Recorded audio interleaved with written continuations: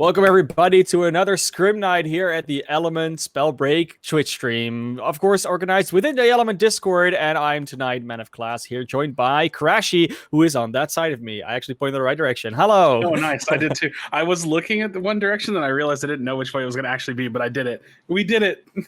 Hi. Hi. Yeah, so of course we're going to have squad scrims tonight. I think that's the first one that we're streaming out of the scrims, so that's really cool. We've done solos before on Mondays, and now squad scrims is added on Thursdays. So every week you'll have two scrimmed events coming out here on the Spellbreak Elements Discord. And that's super exciting because that also means that we have more stuff to cast, Crashy. Yes. More to cast, more to pay attention to, evolutions of the meta, teams being formed, teams breaking up. I don't know. I can just pretend like I can go along with all the drama that might happen in a competitive scene. But either way, it's always fun to get like a little bit more information about these teams and what they're doing, what they're running, or at very least, again, this is scrims, so it's practice. What are they trying out? You never know. Definitely. And it's not only the only exciting thing we have going on tonight, because of course you can hear us, you can see the teams play, gameplay is going to be covered. But at the end of the night, Proletariat has once again been so generously gifting us a Nightshade skin to give away to you. So we're going to do that at the end of the night. There's going to be a code word again that everyone will have to type, and then you can be selected to win a skin like Paralysis did last week, or actually on Monday, I think that was. So that's super exciting. Good. I actually don't know what that outfit looks like off the top of my head. I probably do know it, but the name is not hitting me right away. No, it's the same one we did last week. So it's I think it's a Nightshade skin. It's it's on stream right now. It's right there. Hey, look at it. Why won't we show it, right? Wait a minute. I was so unprepared for that. Okay, you were not prepared. So, hey, Nightshade, what are you doing, buddy? No, cool stuff. Yeah, no. So yeah, I don't know. Just a random talking point. Something I'm always looking forward to is the talent builds. Like I don't know what it is, like how much we can even talk about it, but it's always fun. And I think like the fun thing about squads as opposed to something like duos or solos is that you have more people, which means there's more room to play around with them. You know what I mean? Like you can afford to maybe drop off like a regular, like good, just middle of the fight kind of a talent and use something like foresight, or maybe use something like tracking. And like we don't see a lot of tracking, but you get my point. Like there's room to play around with those builds, and that's always something I'm looking for. Obviously in a squad scenario, you always see someone like rocking like a thirsty, so there's some talking points there, but ultimately it's just really fun to see like what do people run? What is the meta? What are the team compositions, and what is the overall strategy? Because even if the game plays very similarly between a lot of teams, there's still some variance in there. Yeah, definitely. And honestly, what I like most about it is that, I come from Overwatch, like I've been saying all the time, it's definitely a thing. But you have all these different roles in Overwatch. You have the attack, you have the tank, and you have the support. And I think you can actually make something like that with those different talent builds, like you alluded to. If someone picks more of a foresight, maybe a thirsty, something like that, it has a supportive element to the team. We saw they actually come back in some fusion games earlier on. And the same thing kind of goes for a tank. You can get that fortitude up, the extra vigor, everything just built towards you can be that front line. And then the gauntlets on top of that actually add on to that whole dynamic where you can make yourself even tankier with the stone skin, or you can make yourself even more supportive by being able to always dodge away and stay at range, maybe with a Frostborn or Tempest. It's a really interesting dynamic, and that we really don't see that coming out of solos at all. That's why we do squads.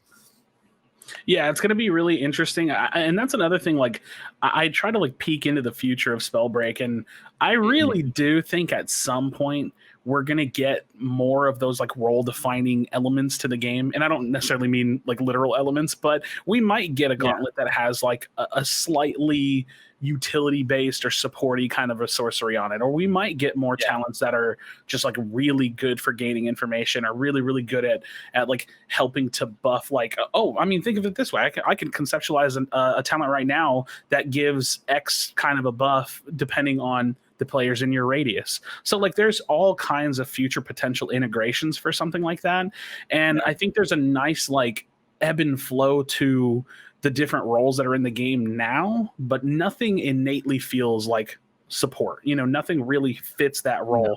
You do get kind of like these bruisery, like frontline builds, and that kind of works really well. But even like someone like, for example, like Kamsky running Thirsty, a lot of the time when he plays Toxicologist, because of the nature of the class, like he can kind of wiggle in and out. He can use a lot of these like quick stealths and then kind of like pop himself in a corner and then pop all those healing for his teammates. So there's like some supportive elements in there, but it will be interesting to see if those roles further and further kind of like carve themselves out and define themselves, going forward with the game. Yeah, the coolest for me is always when people finally choose to have one on their team that has Finders Keepers. Because imagine if you never have to open a chest, and every time your teammates open a chest, it just bursts with potions and everything. Just great, right? I mean, just always the resources. You'll never be out and down and out.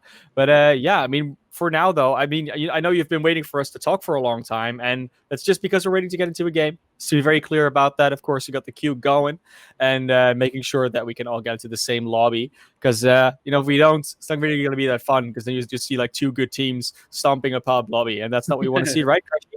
Nah. I mean, unless, of course, one of the teams is Haunt and the other team is, UT. Otherwise, that's what they do pretty much anyways. No offense to anybody else out there. They're just kind of, hey, listen, if that's what your competition is, you got to look to them and pursue after it. That's just part of the process. So, but that's why we have these scrims. So for anybody in the chat that's not, maybe this is the first time you're peeking into the scrims. Maybe you've been around a little bit, but you haven't, like really dove into the competitive side. Make sure you join the Element Discord. It's definitely a great place to be. We got we have all the information for all the socials and stuff right down here. And then, of course, just to throw it out there, all of our donators, all the money that comes into this channel, into this organization, is going to be thrown back into the tournaments. 70% of those is going to go straight into the tournaments. The other 30% goes to throwing all this giant great ensemble together. So we definitely like to have fun with that. So yeah, I definitely do. And of course, the closer we get to like higher goals, the closer we can get to actually really cool things. I'm hearing in the background that at least a lobby has been found. Let's see if we actually can get into a game soon, but that will probably not be an issue. It's going to be a hot night tonight, and with these scrims going on, and we also have to mention that they are actually playing for a current event, Scratchy. It's going to be Fusion again coming up tomorrow, even new qualifier number 3. And these events keep coming, and you can actually sign up for the next qualifier already too. Keep an eye on those discords in the Element Spellbreak Discord. You can find when you can sign up, how you can sign up, what the requirements are, how do you do your format, etc. And come and join. Maybe you'll actually be the next ones to beat the top teams out. Yeah, for sure. I mean, that's the cool thing about this is like some of the teams that are playing here tonight, for sure. One that I can see, I'm pretty sure they're in here, is going to be the KW roster. Yeah, they're going to be in here. They haven't played their qualifier yet, so they're going to be like, I mean, this is really good practice. Now, I'm sure there are some other teams in here for sure that maybe I just am not giving them that same level of respect. But for sure, yeah, lots of players are going to be in this event. I'm looking through like some of the players in our Discord channels right now. Lots of these players are going to be looking to practice, and we got Marcus AK Apostle sitting in a lobby with QQZ. They're presumably going to be playing in one of the qualifiers up in the future. Ouchers, Sharp Cheddar, and Neurotic. I mean, there's some really good talented players in here. Some people that I haven't watched play since before patch 1.2. So like for me specifically, that's going to be really fun to get to kind of peek into what they've got going on, what they're strategizing around. If some of them have built new rosters or just kind of like changed up builds or whatever the case may be, it's going to be fun. So I'm really looking forward to this first game that we're going to be jumping into. We have 8 games for the night. And yeah, it's going to be a fun experience for sure. Always. Competitive Spellbreak is always a good time. I feel like because I don't particularly play squads very much. Like I make content, I stream, but I play solos mostly. Peeking into squads is like always a learning experience for me. Even as someone that's casting the game consistently, I'm always like taking something away from it. So it's always a lot of fun there. Yeah, definitely. I like to play a lot of random squads myself. So, the difference is there that I have no clue what's going on because I have teammates. And then, the teammates won't be exactly what I was looking for, so to speak. Yeah, we're gonna be jumping into the game here fairly shortly. We're like literally about to do so. And first game of the night. I'm curious what we're going to be seeing. Lots of pyros. No, I don't know. Yeah, right. I think I have like PTSD from Clash. I mean, that's the thing, right? Because like Clash is of course very different meta, but like even in squads, you would think, oh, there's a lot of pyros. You know, it might actually be a really good thing. But the problem is with squads. Well, not the problem, but the thing we do in the rule sets is you cannot pick the same class twice. You have to have different class guys. So you'll see definitely a lot of build variation for that reason. You'll see at least 3 different classes across the board, probably more. We're already jumping on the SK squad right here. Majin, Zebra, and I can barely not read that name, but it's gonna be Munches. Yeah. There we go. Yeah, gonna be running the Architect Stone Shaper onto Majin with I mean, that's not really a support build. That's just a fairly normal build, actually, quite meta standard, as we'd say, focus mana with the Fervor and of course Recovery, because that talent will never go out of style. Yeah, and actually the funny thing about this, and I like to bring this up or want to kind of focus in on this really quickly, is there were kind of, I want to say like maybe 2 or 3 like floating around Stone Shaper meta builds, and this one was definitely one of them. One of the people that kind of popularized this specific talent setup was the Dark Breakers. Now he ran it with, you know, Stone Shaper, Offhand Wind, a very unique build, kind of a really annoying build actually to deal with, but this build is actually getting a little bit more play in patch 1.2 because, you know, Fervor is now a 3 cost, so that traditional 2/2/2 with Runic Fluency, that build doesn't really exist anymore. And kind of filling in that Fervor slot with a Scavenging is just not something you're going to see a lot of players look to do in a squad's environment. Now we have No Ace here as well, running the exact same build, only he's going to be rocking it on the Pyro, and that Pyromancer with the Offhand Frost, that's going to be a lot of damage with that focus mana. So we're going to have to see what kind of damage he can deal with those Iceland shots. But ultimately, yeah, there's a little bit of a build variance that we've seen this patch just because of Fervor, you know, jumping up to that 3 cost. Yeah, and they've said it, you know, Proletariat's about that. They say we're going to just make some small tweaks here and there to talents in order to see what it does. And we thought there was going to be Recovery, but it was indeed Fervor that took that hit. Pretty good job, honestly, to recognize that it wasn't just Recovery that was an issue with Fervor on that list too. We've even seen some players actually go away from that Fervor in the solo scrims we had on Monday. Saw a lot of that Fortitude build coming out, where players play very aggressively and use that Fortitude as an engage mechanic, so they cannot be immediately counterbursted. Yeah, I actually like that. I think that you know, Fortitude is an interesting talent. It's not something that fits too greatly in the middle. You know, I'm not like overly excited about the fact that the cost is you know, lowered, but it feels more in line with where it should be. As I say that, just looking at the kill feed, Hermia Samora getting a couple kills, you know, Perplexity is going to go down, and so look a little pretty good start there. One thing that I'm interested about this build, because this is just my theory crafting mind kind of running away with me, is the fact that, you know, yeah, you have Fervor and Focus Mana, which goes really, really well with kind of like 1 talent point Focus Mana, going to be going really, really well with that Frost Gauntlet, and Fervor going to go really well with the Fire Gauntlet. But you're kind of like, there's a little cross play there where like you're not really going to get a lot of value out of having that Fervor with the Offhand Frost. So that means when you get in close, when you're looking to push out a lot of that DPS, you got to really land those shots, those fireballs, those combust fireballs, specifically with Fervor, really, really crazy. And look at this. This is another look. This we were talking about Dark Breakers rocking his traditional build. And the cool thing about the Focus Mana Fervor Recovery build is that it stayed viable because it was a 5 cost build, and now it just jumped up to a 6 cost build. So it really didn't leave the meta at all. And that's for Conduit. That's for Stone Shaper. So yeah, that build really kind of like hanging in strong in the meta. Yeah, definitely. You do see how Mirror's Mora actually be getting disrupted there by another streamer mode, TTV or YouTube, whatever they prefer as a platform. And yeah, I mean, that's actually quite interesting to see because they were doing really well in the beginning, but it looks like the Chaos Squad, KW Chaos Squad, are the ones that are trying to take them out. Maybe swapping around here to the other players. I haven't really seen a lot of fighting going on yet, Crashy. It's been fairly quiet on our screen, but the kill feed is lighting up. Yeah, players are going to be getting a little scrappy around the map, but this is something I've been wondering if we were going to see it. I haven't particularly seen it yet, but it was a theory-crafted build out there, the Stone Shaper Fervor with Ambi. So you're dropping off that first talent point, you're rocking the 0-3-3, and you're using it with that Offhand Wind. So it's very, very similar to that like Dark Breakers kind of Stone Shaper build. The only difference is that you lose some of that mid-fight sustain with Recovery, but you gain that benefit with the Wind Shear. So very interesting build. I don't know. I think it seems really good on paper. I'm going to have to see how that gets into play, through execution, but I'm very, very glad to see it in this game. So that said, we have this, second place Twitch Rivals team. Got to give the shout out to these boys again as we're back on board with Darkbreakers. And they're kind of just chilling. They're playing for their positioning. KW Chaos, Gigabyte getting a few kills in the kill feed as well. Same thing, like another, or actually think that's going to be a full exile onto Hermias Mora. So he's going to be out of this game for now. But 33 players left alive. This is a pretty good game that we have here. It really is. Like, there's not really that much going on, and I think that's really been a strange occurrence that we see every now and then. It's often the first game of the night. It just doesn't go that fast. It's just people warming up, feeling each other out, kind of getting their plays together. Because you don't really have to do a warm up scrim for a scrim, of course.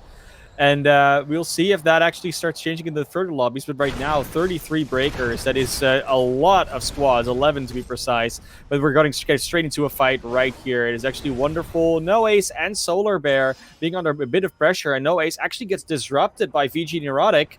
Might be a bit of trouble for this squad right here. But for now, they are actually still fighting back. So it's not a complete dire straits.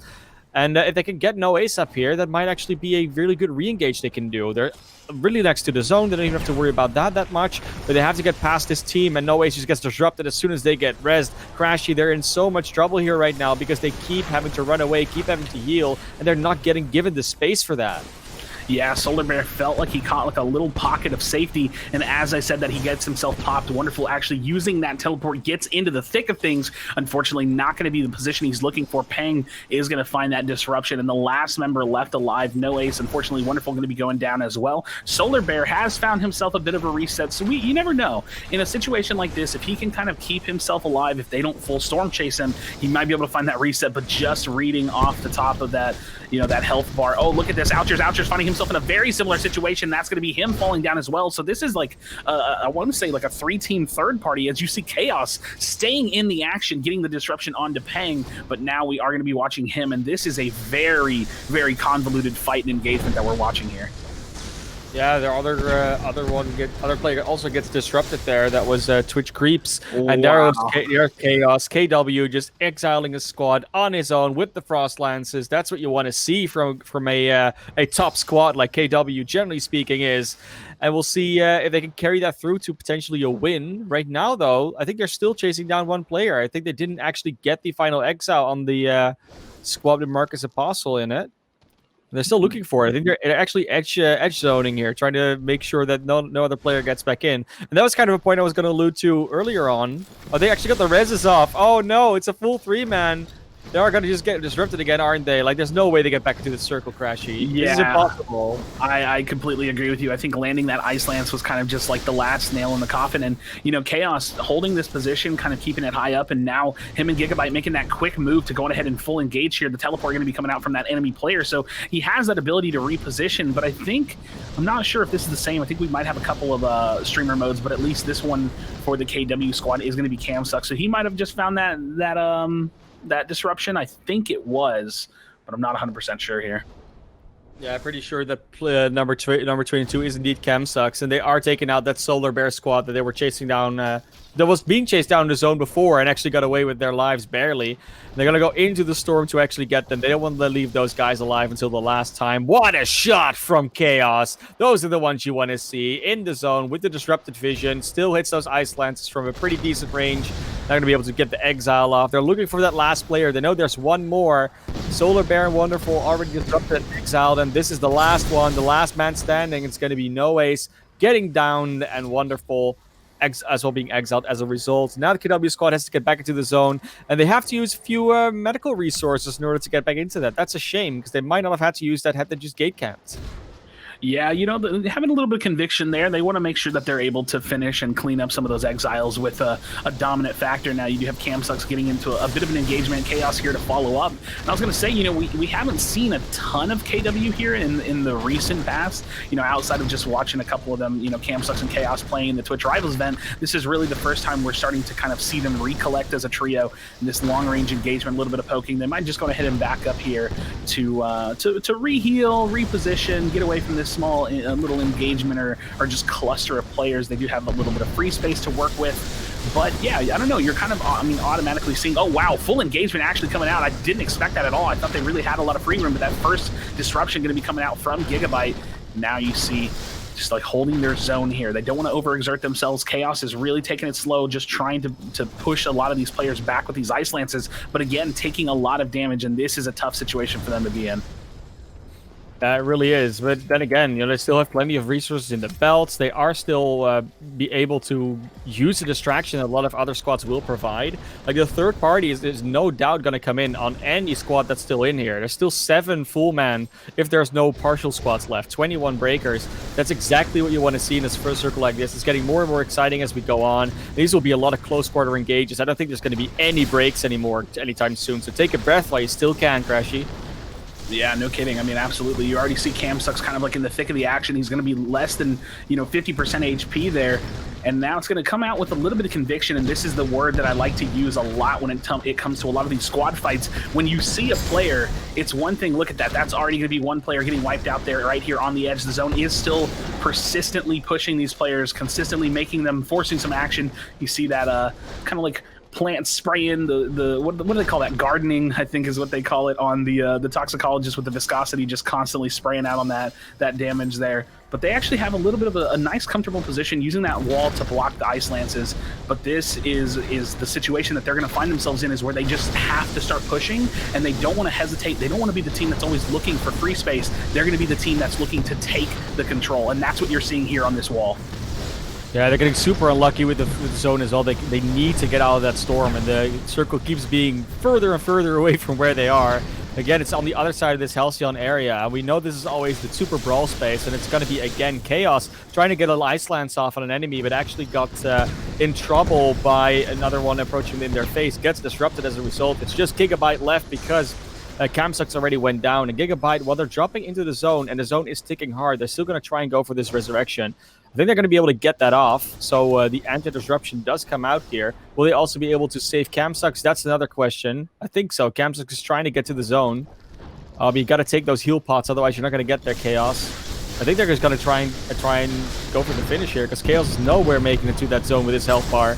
Oh, yeah, such a tough situation, unfortunately. Oh, no. Might have been a little bit of a misplay there not to go ahead, like you said, pop some of those health heals just to kind of walk himself in with it. But at the same time, a pretty dominant score there that they would be able to put on the leaderboard if this was a scored event. So not a terrible situation. Look at this. Karuru is actually just kind of chilling in this window watching everybody fight right here. And he's like, you know what? Hey, man, no worries. Rocking that tank build has the Finders Keepers as well, and it fits in perfectly with that talent setup. And now we're on board with Majin. Has one teammate currently down, and he's just dipping and dodging, just doing what he can to find this nice little pocket. I like this. It's the last zone, the last players, last breakers that are going to be left alive. We do have Dark Breakers. Oh, look at this. The full squad coming out from Marcus, aka Apostle, Q, Kuzi, and Dark Breakers have full control. And it's going to be a 3v1, the last player left alive, as you have to assume that they're going to go ahead and wipe this one up here. It's the guy we saw healing in the window. Of course it is. It's always that one, right? Didn't have a squad left, so just tried to go for the quick heal and just stay alive throughout the zone. Does get that second place. Not really a lot of exiles probably, but that's indeed the Dark Breakers, Marcus Apostle, and QZ's squad that takes away that win in the first scrim game. And that's already one down. But that was very, very patient for everybody. Not a lot of fighting going on throughout that entire game. You saw how far that circle kept moving. There was a lot of forced positioning that they had to go and cover some ground. That's what really did KW in, for instance. Yeah, I think you said it perfectly. Like, there was a certain situation where I specifically recall, like, we were talking about the action that they have to take. Like, they're going to be, looking to take ground as opposed to, like, trying to play passive and just, like, play the field.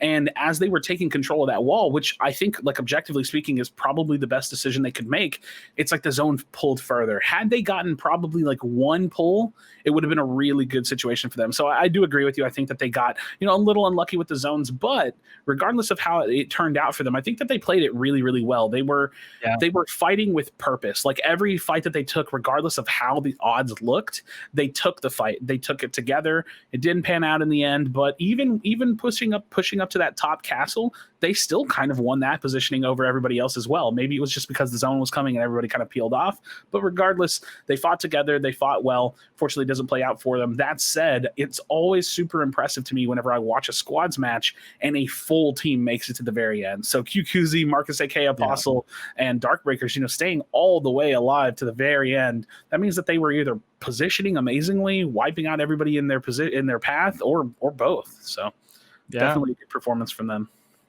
And I'm also always really interested to seeing like how teams rotate, what they do with their rotations, because that's really important, of course, if you work as a team, that you actually do work as a team. And it really goes to show how what philosophy teams have behind how do we want to play. And we know that, for instance, with Elements, the weight is very heavily on the kills and the damage that you get. So the exiles and damage, they're scored relatively well. So placement isn't always the only thing. So sometimes it's also rewarding that if you know you're going to be in a bad position for the end zone, might as well try and hunt kills earlier on. So if you eventually go down and don't get to that first place, you at least get a lot of points because of the exiles. And that's what KW, I think that's just what they went for. Is like, if this is an actual tournament match, what's the strategy here? Well, get as many kills as possible so we don't ruin our score with this. Yeah, and that's one thing that I think really stands out from Spellbreak to other battle royales in general is like, this isn't. We talked about this a little bit on the Twitch Rivals broadcast. Like, I remember we had a plan to like bring this narrative up, but this isn't really a slow style battle royale. There's really very few pockets of time outside of like the looting phase to like the mid game phase where you're just totally comfortable. You're kind of walking around. Outside of that, it's like decision after decision, fight after fight. The communication in this game, like what I would imagine is very high tier communication in this game, is what is probably going to take a team from being really good to being like the best. Having the decision making, the strong leadership, the ability to execute, all coming from the communication and just the sheer speed of making those decisions in a game where you can't really slow down. Like you're going to find yourself in pockets of time where you have to fight everyone, and that's what you have to do. And also paired with the fact that we run a format in the element events where damage and exiles are very, very important. So a very fast-paced kind of brawl out style of battle royale, and I'm all for it, man, especially in a game that has mechanics like this. The speed of this game is super fun to watch. Yeah, and I mean, what really helps with that speed indeed are the mechanics, right? Like the fact that you can actually just throw out projectiles and you don't really have to worry about someone sniping you from 3 mountains away. It really opens up way more freedom of movement. So not only are you like supposed to or enabled to get kills and do that brawly fight just by the pure mechanics of the game, but you're also allowed to do that because you don't have to always be hiding. Like that's to me the most exciting part. And aside from an ice lance hitting you every now and then, there's a lot you can do to deny damage, to not take damage, and to really not hit damage at longer ranges. Like you have to get closer, and makes it more exciting to watch.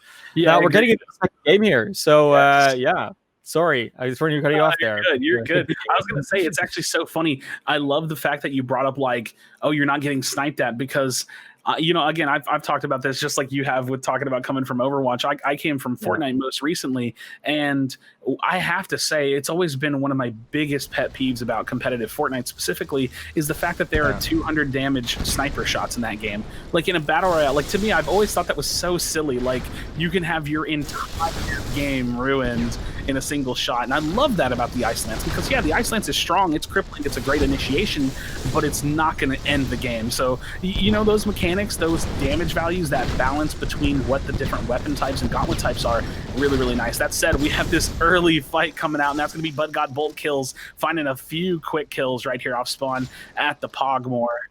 So we got protect the Pogmore going on in full force. We got Cozy over here outside the Cathedral. Look at this really early fight here as well. He's going to go ahead and get that Toxic Slap and run in that 2-2-2 build like we talked about. Has that fortitude in that second position, and I really like that because, you're not really going to get a ton of value out of running the scavenging in this kind of squads environment, but look at this. They are all over this last player, presumably. Speary going to find that disruption now. Oh, actually getting downed himself, but again, he does find one player, and this is Cozy just looking to chase up, looking to clap up, finish this one up, and then get their full positioning. He's got that vanishing miss, 1 shot, 2 shots, doesn't want to full commit. Yes, he does, but he's just going to probably a little bit of health. You going to do it? I know he's going to do it. It's just a matter of time. There it goes. Spirit Cozy. They're going to be looking to lock this area down. You did see Cozy being a little bit careful there because, I mean, Spirits right before, they already got taken out, and all three of those players had less than 60 health left, so it was definitely a dangerous situation to go in. Did still finish it off, but indeed, if there's one player you like seeing on that Fortitude build, it is Cozy. They showed it off on the last solo scrims on Monday. Actually did a great job of that one game with it and got very far in quite a few. It's definitely a build that's working out for them. Maybe not for everybody, but it's an interesting one to watch nonetheless, especially if you go for those aggressive engages. That's what it's really for. You can say, oh, it's a protection against like a random Iceland shot, and to a degree that's true. But the way you really get value out of it is by using it to engage on someone, taking that first burst away, and we'll see where that gets you. Actually, a Foresight build here with the Thirsty. This is a support player that we can see here, Crashy. We've talked about it before, but it's actually happening now. Yeah, I mean, I think the best way to look at this is to think that, like, if there's not a clear support path that you can take, this is about as supporty as you can get. You know, Foresight is definitely a really interesting talent. I'm going to be honest, I don't even think, like, you know, as someone that's also filling into like a kind of competitive analyst role, I'm really not sure I have my mind made up about this. I think I want a little bit more time with it to see players put this into action. That said, player 32 is going to be knocking him down. I have to question, this might be Cam Sucks. Yeah, that's going to be Cam Sucks. Yep. So yeah. Cam Sucks, I'm reading the map, I'm reading the positioning. So that's going to be that KW squad cleaning up here. You know the deal. If you land here against them, you're going to have to fight them out. But unfortunately, that supporty build isn't going to last. And look at this. I love the Cam Sucks build because he's rocking that 3-1-2 build. Very tanky vigor recovery build. Not going to rock the Finders Keepers. We do know that's kind of like a pocket option for a couple teams. And here we are back with our game number 1 winners. Got Dark Breakers running his traditional build. And yeah, they're just trekking through the map looking for some additional loot. Yeah, I mean, we're talking about traditional builds, and it's so funny that, it's so good to see that so many different players have so many different styles, and they all work at times. It's not just the RNG, it's also just the way they play their build out, and, you know, what happens to be the final circle sometimes. But, you know, and there are so many small factors that you have to take into account as a player that at some point you just cannot say, oh, it was just RNG. It really is sometimes just you making one mistake, the other player is hitting a really good shot, and you just missed. It really still comes down to skill all the time, and that's what I really appreciate about this game. You know, it's not that RNG has no role, but the role is relatively diminished. Yeah, and I was going to make a note, you know, whenever I was talking about Darkbreakers, I was going to make a note about how he hadn't found his Wind Gauntlet, and he, like, opens one chest and he finds his epic Wind Gauntlet. So there's Darkbreakers, nice and comfortable now. He actually sees a player, so now he's kind of doing some damage marking or some, like, danger pings. I think he might have to try to close the gap between him and Apostle, so that way he can just make sure he doesn't get, you know, completely clapped up solo.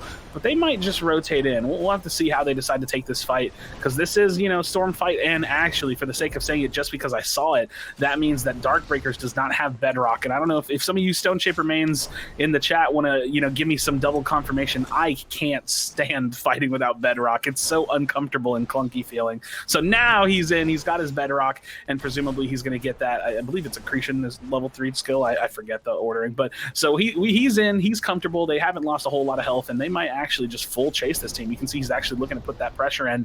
You see QQZ right behind him, looking for a little bit of positioning here, and he's going to be rocking a pretty interesting tanky kind of build as well, and he does have the Finders Keepers on.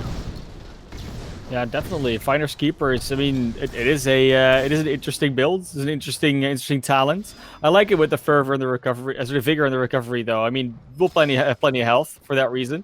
And yeah, Finders Keepers just helps you get more pots, get more of those scrolls that you desperately need to get a little bit more buffed up. But they're going to lose Darkbreakers. Darkbreakers out, done and dusted. Not just disrupted, but exiled straight away by the Speary squad. Cozy gets the first hit, and then Speary just does the thirst. Sometimes you just need it. Sometimes you need to go for the thirst. And I think this was definitely an opportunity, because I do think Darkbreakers was a bit too far from their squad. Yeah, he did push in kind of a little hot and heavy, and maybe I don't know, whatever kind of circumstances didn't allow his teammates to kind of close that gap and get to him. So unfortunately, he's going to go down. But if we've seen anything, and this is actually super important to take note of as a potential competitive player for yourself, if you're looking to take notes, Marcus taking a ton of damage there, QQZ doing the same. They're looking to disengage here. But if you're looking to play the competitive format, half of what you need to do is get placement. So if you're 2 players left alive, 1 player left alive, it's always important to know when you really do need to disengage. That said, Marcus A.K. Apostle is trying to do just that, but the full chase is coming out behind him, and this may be a dangerous situation as I'm continuing to see him take a little bit more and more damage. QQZ trying to peel off with a couple of these Iceland shots, but really being mostly unsuccessful, and it just depends on what level of determination this enemy team here has, as there's 23 total breakers left alive, but maybe, just maybe, they'll be able to walk away from this. As I say that, Kuzi going to take a big Iceland shot, and it's all about just trying to create more and more space between them and their enemies. Yeah, really, the positioning is all this is about right now. You don't want to you want to take a little bit of a break here. I mean, you need some meds, you need some consumables. You're only 2 of you, so you already have a player disadvantage. You want to take a fight on your terms, and right now that's not being allowed. Ouchers as well, under a lot of fire here, literally and figuratively, as those pyro shots come at them. They do get disrupted by Speary here. Nice finish from them. Now it's a 3v2 to finish that one out. Actually, yeah, because Speary already got Dark Breakers earlier on. Now Kuzi also falls on the other side of the map, but Kuzi, it takes it to the other side. Speary TV trying to chase their last opponent down, does get shucked up here, but won't take a whole lot of damage as a result, just with the stone offhand. Gets a few nice shockwaves off and goes straight for that last one. Gets Sharp Cheddar, and that's another squad out of the game. 20 breakers left, and the circle is starting to show it. Yeah, and oh man, I know we're jumping into another fight, but I have to I love the fact that Speary's running Spellslinger, Fortitude, and Ambidextrous. Such a very unique build, not something you're going to see a ton of. Now we're on board with Zonzo, mostly running a very standard kind of Focus Mana Fervor Conduit build, but he has the Thirsty thrown in as well. So he's that long-range backliner. He's going to be the person that's looking to pop a lot of these big shields. You see that in the inventory reflected right there. It's by design. Unfortunately, Patron's going to go down. That's going to be Perplexity, so he has to step in, get a little bit assertive. If he can create some space, finds a disruption, that's going to be a huge play coming out from Zonzo. And now it's all about this close range positioning. The conduit, it's not going to be the easiest situation for him to deal with, but he's creating a lot of the space for himself. He has a gigantic health advantage, and you see this player, presumably a Stone Shaper with offhand fire trying to close the gap on him, but he can't allow his teammates to get disrupted. He doesn't want to allow any space for this enemy player to find any kind of a res for himself. He is just scrapping back and forth, and this is that typical play style coming out from Conduit, just poking, kiting, repositioning, using that overload charge to find extra, mobility. But this is a tough situation because the zone has now become a factor. He's about to exile this enemy player. Will he have time? Yes, he does. Zonzo is going to find that last elimination. The exile coming out. Now he's going to be able to save his teammates. They hopefully have the meds. He's got that big health potion. So I think that Thirsty is going to go on ahead and pay off. They have a ton of loot here, Mana Class. So hopefully they can walk out of this situation. That was a really, really good one. I think he played that very measured. I know, right? I see it in the chat as well. What's this team running the triple Fortitude? Really? I mean, yeah, Fortitude's pretty good talent. What are you talking about, You're going aggressive without taking a first hit. You can not get caught up by random Icelands. It's pretty nice. You can see it here. Cozy is just completely free to fire. Doesn't matter. You can just aim the Icelands until they hit a shot, or at least until they get hit. And even then, they're still fine. And all of them are indeed running that Fortitude. It's just such a nice talent for them. As they see someone under the bridge. Oh, Cozy's on the hunt. Cozy's chasing. Hits that one flick shot. It's trying to find this opponent out. I think they're running a Toxicologist as well, so they get that Vanishing Mist. Just tries to go straight after, back into the mist after them. Gets a complete explosion in their face. Dragonfire almost exploding the entire health bar of Cozy. Had already had the Fortitude taken away from them. They will chase down this kill. They might very well get it, but at what cost? Will they be able to heal up before the rest of the enemies actually find them again? 14 breakers in the circle. It's actually not that many, and the circle's getting, of course, a lot smaller again. But can they finish it out? I think Speary actually cleaned it up in the end. Got Cozy on the disrupt, but that was a lot of commit there for Cozy. Yeah, you do see that. Now, speaking of commitment, that's going to be this KW squad in full force, full commitment. Gigabyte absolutely shredding these players. Again, this is the typical Conduit build. He's going to be looking to play around. He's got that Focus Mana, the Fervor. The damage is just insane coming out from Gigabyte. And with the pressure coming out from Camsucks and Chaos, they have a very, very well-defined team fighting play style, and we're seeing that in full force now. Gigabyte is always the person that can just reliably land damage, allow his teammates. He creates so much space for them as they actually create space for him, and that's going to be Solar Bear getting disrupted, Gigabyte popping some of these shields, and as they're being pushed inward, I mean, what a better position that they could ask to be in. They're going to be looking to finish up some of these exiles, maybe just grab some of those resources that they can grab. And actually, Gigabyte doesn't have the best scrolls. I mean, he's really low. It always feels like a kind of a punch in the gut when you don't really have any recovery scrolls, because it's just so strong when it's ranked up. You can really lower that time on the heal. But look how healthy he is. He gets so many of those shields, and now they're just working their way in, using that final wall to block any potential Ice Lance shots. And they're getting a nice little rotation here.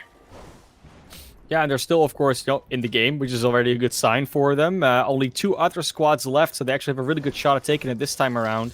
And you look at the exiles that players have got on the board, and overall, it has been a fairly open lobby. There's not really one team that's taken really everything away from everybody. We do see the Cozy, Speary, and DNA Strand squad up, and this is not someone running the Fortitude. Same squad as Cozy, but actually running that Fervor themselves. Will actually be running the Frost in the offhand, meaning that they don't really get that much value out of the Fervor there, but at least a lot of shockwaves coming at you with the double boulder, because the Stone Shaper is the main. Yeah, I'm actually, a part of me is questioning how much of this is just a pickup off the ground to use this Frost Gauntlet. That said, Marcus, aka Apostle, actually getting a disruption on to Chaos, which is crazy because Marcus is the last remaining member of his squad, if I remember correctly. I believe QQZ actually got disrupted or exiled at somewhere along the road. But yeah, offhand Frost Gauntlet in this build, very, very interesting to me. That said, Speary continuing to do work. Wonderful is going to go down as well. And now look at this, trying to land this shot. Is it going to be worth it just to hold that shot, trying to put out a little bit of damage? And you see DNA Strands is scrambling a little bit, but he has such a strong fight presence from his teammates, just trying to keep himself alive, hovering out of there, levitating away, using this the Shadow Step. Not a big deal, not an issue. They have a lot of control here, but I do believe that Camsucks is disrupted himself, maybe stepped out into the zone, so this might be the one last remaining full team. Marcus, aka Apostle, going to be somewhere, and at least some leftover players from the KW squad. Gigabyte getting the knock on to Speary, as Cozy getting the knock on to Chaos, and now it's going to be 3 players left alive. The last player hiding somewhere, chilling out somewhere, is going to be Marcus, aka Apostle, getting his comfortable points. You see the flash freeze coming out. Marcus actually going to get a knock on to DNA Strands. Unfortunately, he is going to be so low. I saw the health bar for just a few seconds. Cozy on the full chase, and yes, he finds it. Cozy, Speary, and DNA Strands are going to pick up game number 2. I mean, that was scary. Marcus almost gets the triple exile there in the end. That's not okay. I mean, luckily they pull it back, but imagine if it happens in an official. That does shake you. Got to be back on the horse, back on the concentration, because if that focus isn't there, you can just let a game slip away, and those few points could be the difference between a win and a loss in the qualifier tomorrow or any other day that they're participating. Yeah, and that's what I'm talking about. I mean, Marcus, just the fact that they lost Darkbreaker so early, but that's it's not that big a deal. You just keep it moving. You lose, I think when you lose a player like that, you lose the potential to really spike your exile count, because you can't just fight with so much confidence anymore. And that's unfortunate. And that's where you're going to see a loss of points in a tournament setting. But the fact that you can keep yourself in the game, play smart, play with whatever resource you have in terms of either what you have in your inventory or the one other teammate that you might have, and still find a second place with a disruption at the end. That's extra damage. How long was he staying alive just chipping at people? So, in terms of overall execution, yeah, it's not a win with 3 players left alive, but that's not bad. That's not a bad situation to be in at all. No, definitely not. And of course, second game down means we have 2 more to go before halftime, and then 4 more after that, and then afterwards you can win a Nightshade skin, because Proletariat, once again, been generous, gave us another code, so someone can win it in the chat today, and it will be all explained in the chat by Nightbot, just telling you how you can actually get that skin in the end. Don't worry about it. Nightbot has got your back. For anything else, if you see all these scrims going on, and you're like, wait, those guys aren't that good. I can do better. Just join the Discord, join the scrims, and we'll see if you can actually do better. Just do it, Forehead. Just not that hard. Just join the scrims. No, it's always super cool. That's it. Seriously, because surprisingly, I get a lot of messages, or I'll just see random people that'll say how do I get into competitive? Because it is kind of like a community effort. You gotta traverse your way into the Discord and into the scene and start like peeking through some of the text channels and stuff. But once you figure it out, once you find out how to get your port number and you start looking for squads and stuff, it's kind of a breeze. And at that point, whatever competitive experience you might have or just communication experience you might have will definitely play a factor. So yeah, get involved. I mean, I'll put it this way, if I wasn't casting events and didn't think that there would be any overlap, I'd be jumping in these scrims. And you guys have seen me, I play in some of the solo scrims, so I love to jump in. It's always a lot of fun. So yeah, hey, even if you're not someone that has like professional aspirations, it's like a fun event, like a fun like community organized like set of time where you can get some really crazy games. So even if it's just grab up a couple friends, come play. It's a fun time. Definitely do that. And of course, Crashy, if you get so many DMs, maybe make a content video out of it. How do I get into competitive Spellbreak? That'd be a good thing. Hey, he's throwing you those ideas. I know you got to be quick because otherwise OSK jumps on it while you're casting and he just does the content. No. You'll be fine. It's gonna be great. But yeah, I mean, he's in the chat. Maybe PlaySafe starts a new YouTube account. Who knows? Now we're getting, of course, relatively close to go into Game 3. At some point, it will happen. And yeah, honestly, I'm excited so far. I mean, I've been very different games. I think the first game was a lot slower, so a lot more action. The second game coming out just throughout the game rather than just at the end, and that's very exciting to me. I'm trying. It's always weird. Like you try to theorize. I'm trying to figure out whether zone locations have anything to do with the pace of the game. Like you can zone out. Is it going east, west, north, south? Is it going in the center? Does that matter for how many breakers there are left after one or two circles? And I haven't really started doing the statistics, but I think there's some connection there. Yeah, I think I don't know, my mind goes to a couple of thoughts. Like one, the portals, and you've seen them, they can be all over the place, very even spread, and sometimes they're really like stacked around like an edge of the map or something like that, like a certain side. And then let's create a hypothetical where we have like a really east and southeast stacked zone of portals, but a zone pulls like northwest. Well, then that lobby I would probably expect to be a little thinner because a lot of people are in transit. A lot of people are rotating kind of like parallel and perpendicular to each other, and there's just a lot more potential for early fights. So I definitely think that it's like going to be a combination of like where are the zones pulling versus where were the players actually able to drop. And in some of these lobbies where because it's so funny, you'll get really a zone that just has the weirdest of portals, and then you'll get a nice map that has like full clear across the board. And those games seem to, at least I'm being hypothetical and kind of a little anecdotal, but those zones seem to have a little bit more players in them just because maybe they're not running into each other quite as often. But yeah, it's definitely something I would love to see. This is not my thing, but I've seen like in other competitive scenes that you get some statisticians that come in. They love to crunch everything together, and that's always fun. So who knows? Hey, Spellbreak community, we're looking for a statistician. It's gonna happen. I need you for content. So get your butt in here and start taking notes and scribbling on your little your notepad for me. So yeah, it'll be interesting when we start like really seeing some data like that pulling into probability and stackedness and whatever else. Oh, for sure. And, it's not just the statistics that are going to be making a difference. I mean, we already do it when we look at builds, right? Where you say, oh, that number went up or down, and it's going to have so much impact on the game or not. It's like it's in the little things. And sometimes one small number tweak can just make all the difference. I mean, we saw it in how much everyone was like, oh, you know what, Thirsty's not that great. It's fine. You get a little bit faster pots, and it helps your teams a little bit. But then when you saw it used in like when Untiered used it, for instance, you just saw how much recovery you get out of those Thirsty if your teammates uses it. So then it was like, oh wait, but this is already the nerfed version. Imagine how much healing they would have gotten if it was still alive. And it doesn't look like a big deal, but sometimes only you have to do is look at like the percentual change. So a change from 0.05 to 0.04, it doesn't sound like a lot, but it's a 20% increase or decrease, It's statistics. Yeah, and it's there was a couple other things I was thinking of at some point along the way. I've seen like I want to say 2 players running ambidextrous builds, and it's funny because I try to do. Wait, am I still on? Okay, cool. We're all still. Are we still here? Okay, cool. We're We're still here. We're I still try to here. do I try to do like theory crafting on just how valuable or viable ambidextrous can really be. And while I do think you're going to still see the majority of variation of builds running some form of like thirsty or recovery, the couple of builds that I've seen with ambidextrous are kicking in there. Speary is doing really, really well. And for the sake of narrative, I want to say that Speary is mostly leading the charge on ambidextrous right now. So if that's something that anybody in the community is looking to, how are these players using ambidextrous? So far, he's been putting it to really, really great effect with the Tempest build that he's running. And I think theory crafting wise, one of the things I said early on surrounding patch 1.2 was that I thought one of the builds that would get the most use out of it was Tempest. So that's really interesting to see. I don't remember who it was that was running it with Stone Shaper. That sounds very interesting. I don't know how I feel about it yet. I want to see a little bit more execution with that.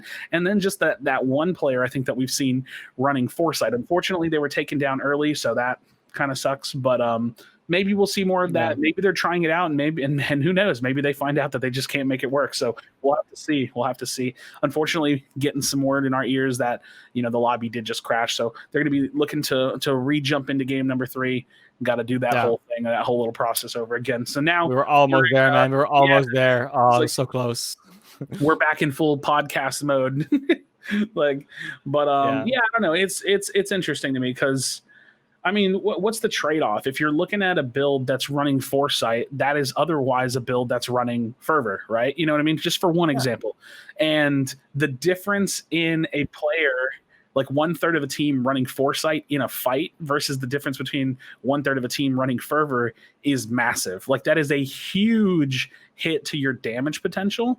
And so it comes down to how are you able to win a fight reliably as a trade-off whenever you're gaining information from Foresight. So that's some of those things. Like, I don't know if I think Foresight will survive the test of time, but for now we still see players trying it out, and we'll see what happens around that talent specifically.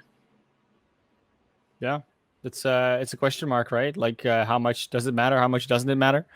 And right now, it's all about the wait. It's not really a waiting game, but it's all about waiting to see what actually the potential is. Because as much as we like to talk about the game, and as much as we play the game sometimes, you definitely also do. There's always the question of like, how much can someone that's actually good at the game get out of it, right, Crashy?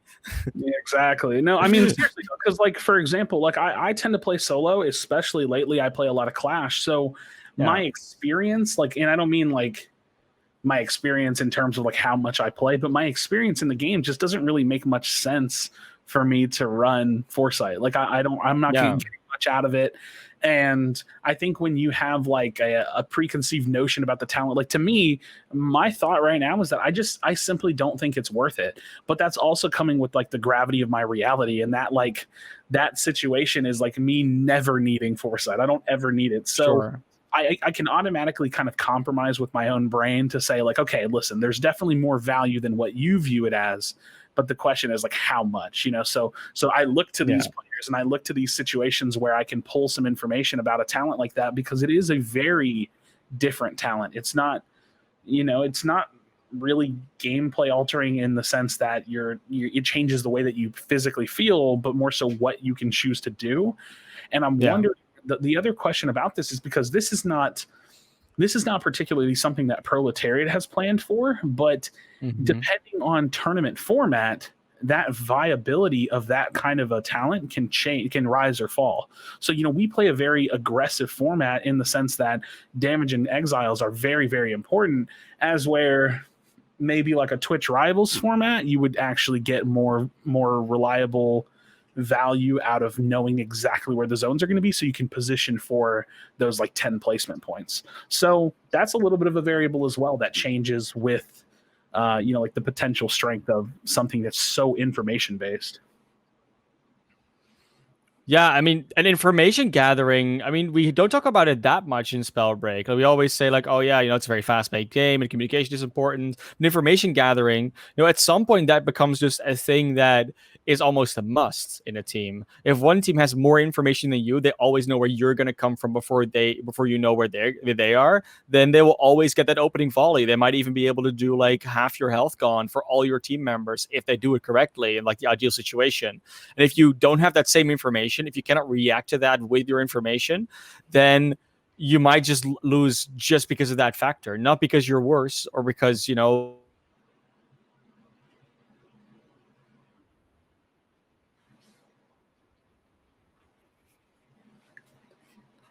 Hello?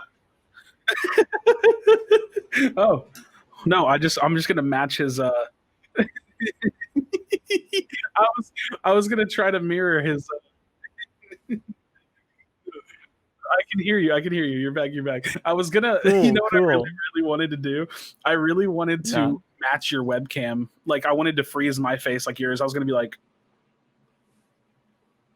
could be. And they'd be like, "Is the stream down?" And I'm just like, holding my breath. Or you do like the stagger talk like exactly that one. Yeah. Can you hear me? Can you hear, guys? Okay. Yeah, no, it's been a good time. I think everyone has had at least one experience with that during these past basically entire year. So yeah, you're all familiar with that one. Like, can you hear me? Does it work? Is it on? I will say I do really appreciate the context of a broadcast like this because, you know, streaming scrims, it's a little bit more laid back. You know, you don't have to feel like the stress on you.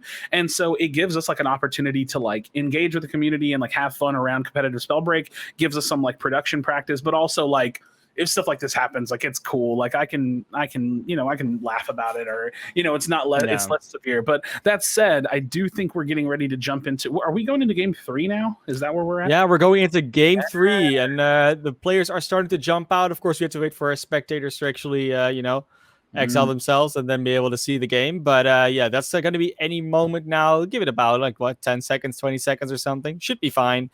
And of course, talk about spectators. We got Dr. Nut and Brett behind the buttons tonight. They're going to be the ones that are actually bringing you the gameplay so you can enjoy yourself some competitive Spellbreak. And the scrims are actually hopping already tonight, Crashy. It's been good in the first 2 games. I cannot believe we're still just on game 3. I think we feel like we've had so much more gameplay.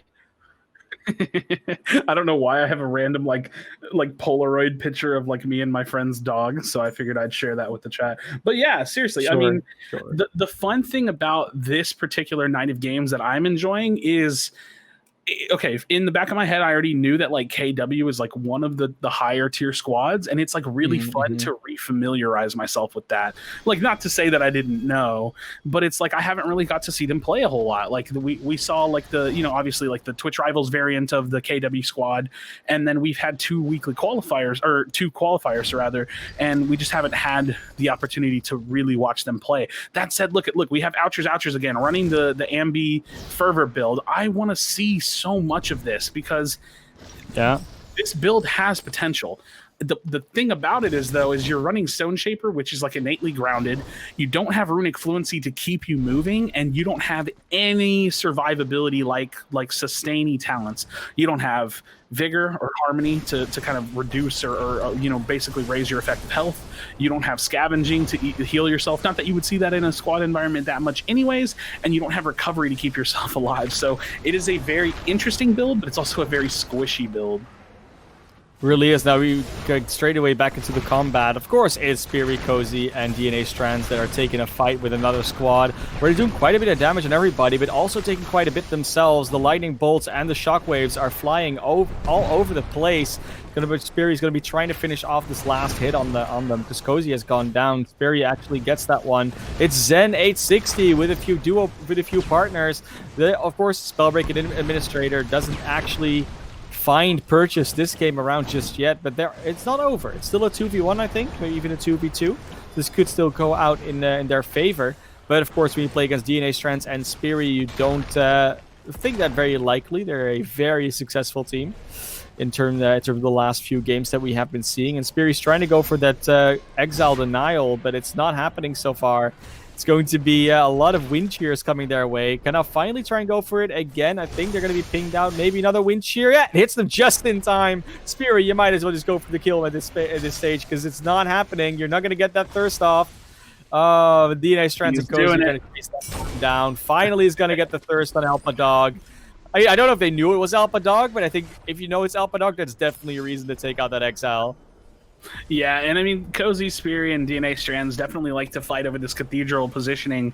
I mean, this drop spot. At least that's what it seems like after these last few games. And you know, I don't mean to not give enough credit to Cozy and Speary and DNA Strands.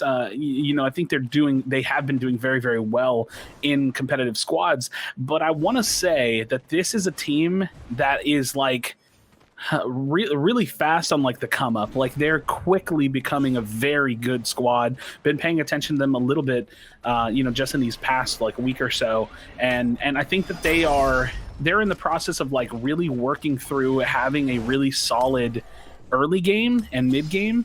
And if they can fully pull together that team vision and fully really like fine tune their end game and find a little bit of those hard decisions that they maybe are missing out on, or just trying to refine some of that play style, that's going to be when this team really starts to put themselves a little higher up on the kind of like hypothetical rankings. So really, really fun to be able to engage with this team and watch them as like we're kind of like literally watching them practice and improve and kind of like find their footing in the competitive scene. Yeah, I do want to say, though, I think a lot of that defining their playstyle is really coming down to their talent builds. You know, 2 running Fortitude. There's some ambidextrous in there as well. Like, they really are figuring out not their individual playstyle only, but mainly actually the playstyle they're playing with, you know, the combination they have as a team. Because you'll see a lot of these players run different stuff in solos. I mean, Cozy might not be. They're actually running a very similar build right now. But because those other team players cannot do the exact same thing, because you can't pick the same class, they have to be a bit more versatile, and that's how you see those different builds come out. And the main thing where they line up on is their talent strategy, their talent philosophy. If we're all running Fortify, or 2 of us are running Fortify, then we have a very clear frontline backline dynamic. Yeah, I do agree. That said, we're actually catching a little glimpse of a team we haven't seen just yet. King Ming's player 2 and not Blank, because they're going to be getting into a quick engagement. Ming's going to be popping Bastion so quickly, maybe a little bit of an overextend, as you can just kind of see the disengaged position of Bastion's team. But at this positioning, it might be all over for them. They're going to be in full chase. We have King Memes just constantly looking to chase after this player. That's going to be that second Shadow Step, I believe, used the Vanishing Mist coming out. So King Mings maybe taking a little bit conservative. They might have some comms, just say, you know what? Look, we bullied that positioning. We're going to be able to finish off Bastion. That said, looking at the kill feed, that's going to be Chaos finding a disruption very, very quickly onto Marcus, aka Apostle, in this game. So that is not going to be a much of a longevity type situation for Marcus's team if they're going to be running into KW this early.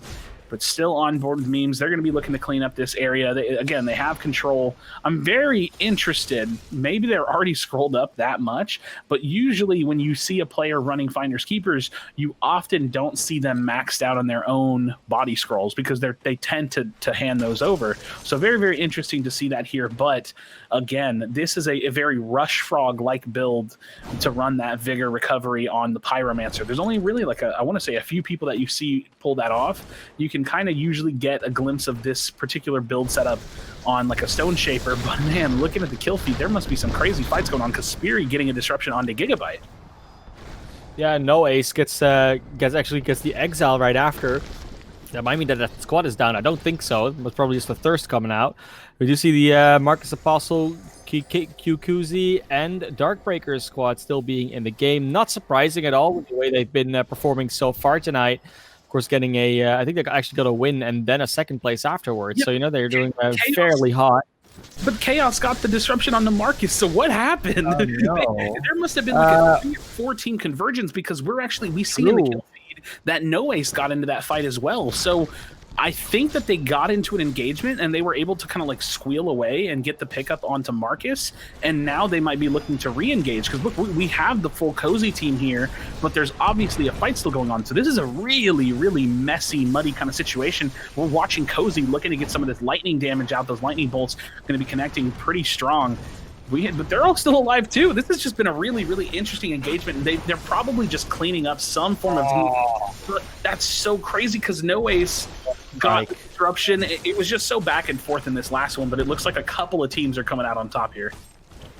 Yeah, a lot of good ability usage here as well. So a beautiful lightning strike followed up by some good shots. Saw there as well the flash freeze actually getting 2 icicles in them, get cozy after they got frozen. That's just good communication, good team play. It's like, oh, the guy's frozen, shoot at him. So we get like 150 damage in if you do full charge. You know, it's not what you want to see when you're cozy, but it's what you want to see if you're on there, if you're on the enemy team. That's going to be cozy trying to back away a little bit from this fight, regain their position, regain their posture. And looking at the map, you know, I think this is actually one of the times where we can start testing artillery again, Crashy. Like, how much does it matter where that circle ends, where that circle goes to? And since it's so central on the map, this is such a place where teams want to fight. They also really just want to be, because the high ground and the places you can hide in and run away to are so abundant. Oh, man, look at that. Marcus, a.k.a. Apostle, and his team jumping back into the fight. The Darkbreakers did go down, but this is going to be Marcus cleaning up a kill onto Cozy, but no, Cozy gets to squeal away. Speary gets revived by DNA strands, and this is a very, again, just a crazy fight here at the Fort Halcyon. They're going to get that res onto Cozy. If they can all get their own little, you know, respectful little resets off. But look at this. No, Marcus does not want to let that happen. Marcus is staying inside the fight. DNA Strand's going to be so close to Cozy, but, you know, Marcus used that Shadow Step, dips out of this situation. Cozy is really got the pressure on him, but Speary looking to chase up in full force. Player 2 getting a knock onto Chaos somewhere, presumably nearby, and Speary goes down at the hands of Sharp Cheddar. It is more and more teams entering the fray here, and that's going to be the full team going down. Unfortunately, Ouchers, and Sharp Cheddar jumping into this fight. Kukuzi going to be the last one left alive. He's looking to pick up Marcus, so they're, you know, they have their backs up against the wall a little bit here. So we're going to be jumping on over to King Memes. So it looks like they might be taking an advantage here. I think Blank is going to be looking for that exile, and yeah, he's going to find that onto Chaos. Yeah, that was a close one. Almost didn't get that off before the fireballs came in from that's either Camsucks then, or of course their other teammate to get that back up. The KW squad being on a very wasn't on a very good tear earlier on, but it's now apparently in a lot of trouble. Circle is definitely converging around this Halcyon area, a little bit to the north of it, maybe northeast, but it's definitely around those walls, and that's always super exciting to see, because like we said before, that's where all the brawls happen. That's where you can sometimes lose track of players fairly easily, even in the last circle. The only problem is that also means a lot of people can hide from you, and that is not what you want to have happen if you're trying to win a game here. Marcus Apostle has gone down. QQZ and Darkbreakers trying to fend that off, get their resurrection off, and just keep fighting further on. Darkbreakers being a very good distraction with that inside the small building with the Stone Shaper will now be disrupted, and Ouchers gets a kill, gets disrupted too. I think that's the entire squad. Player 2 and not Blank will not survive here. All disruptions going out. And it's actually a good position for them to be in right now. I mean, yes, they need to get that res on the Darkbreakers, but that will eventually happen. Actually, being able to move away to that safe zone. And now we're going to jump over to the next squad that we saw going on here. Zonso, Bastron, and Spookies? Yeah.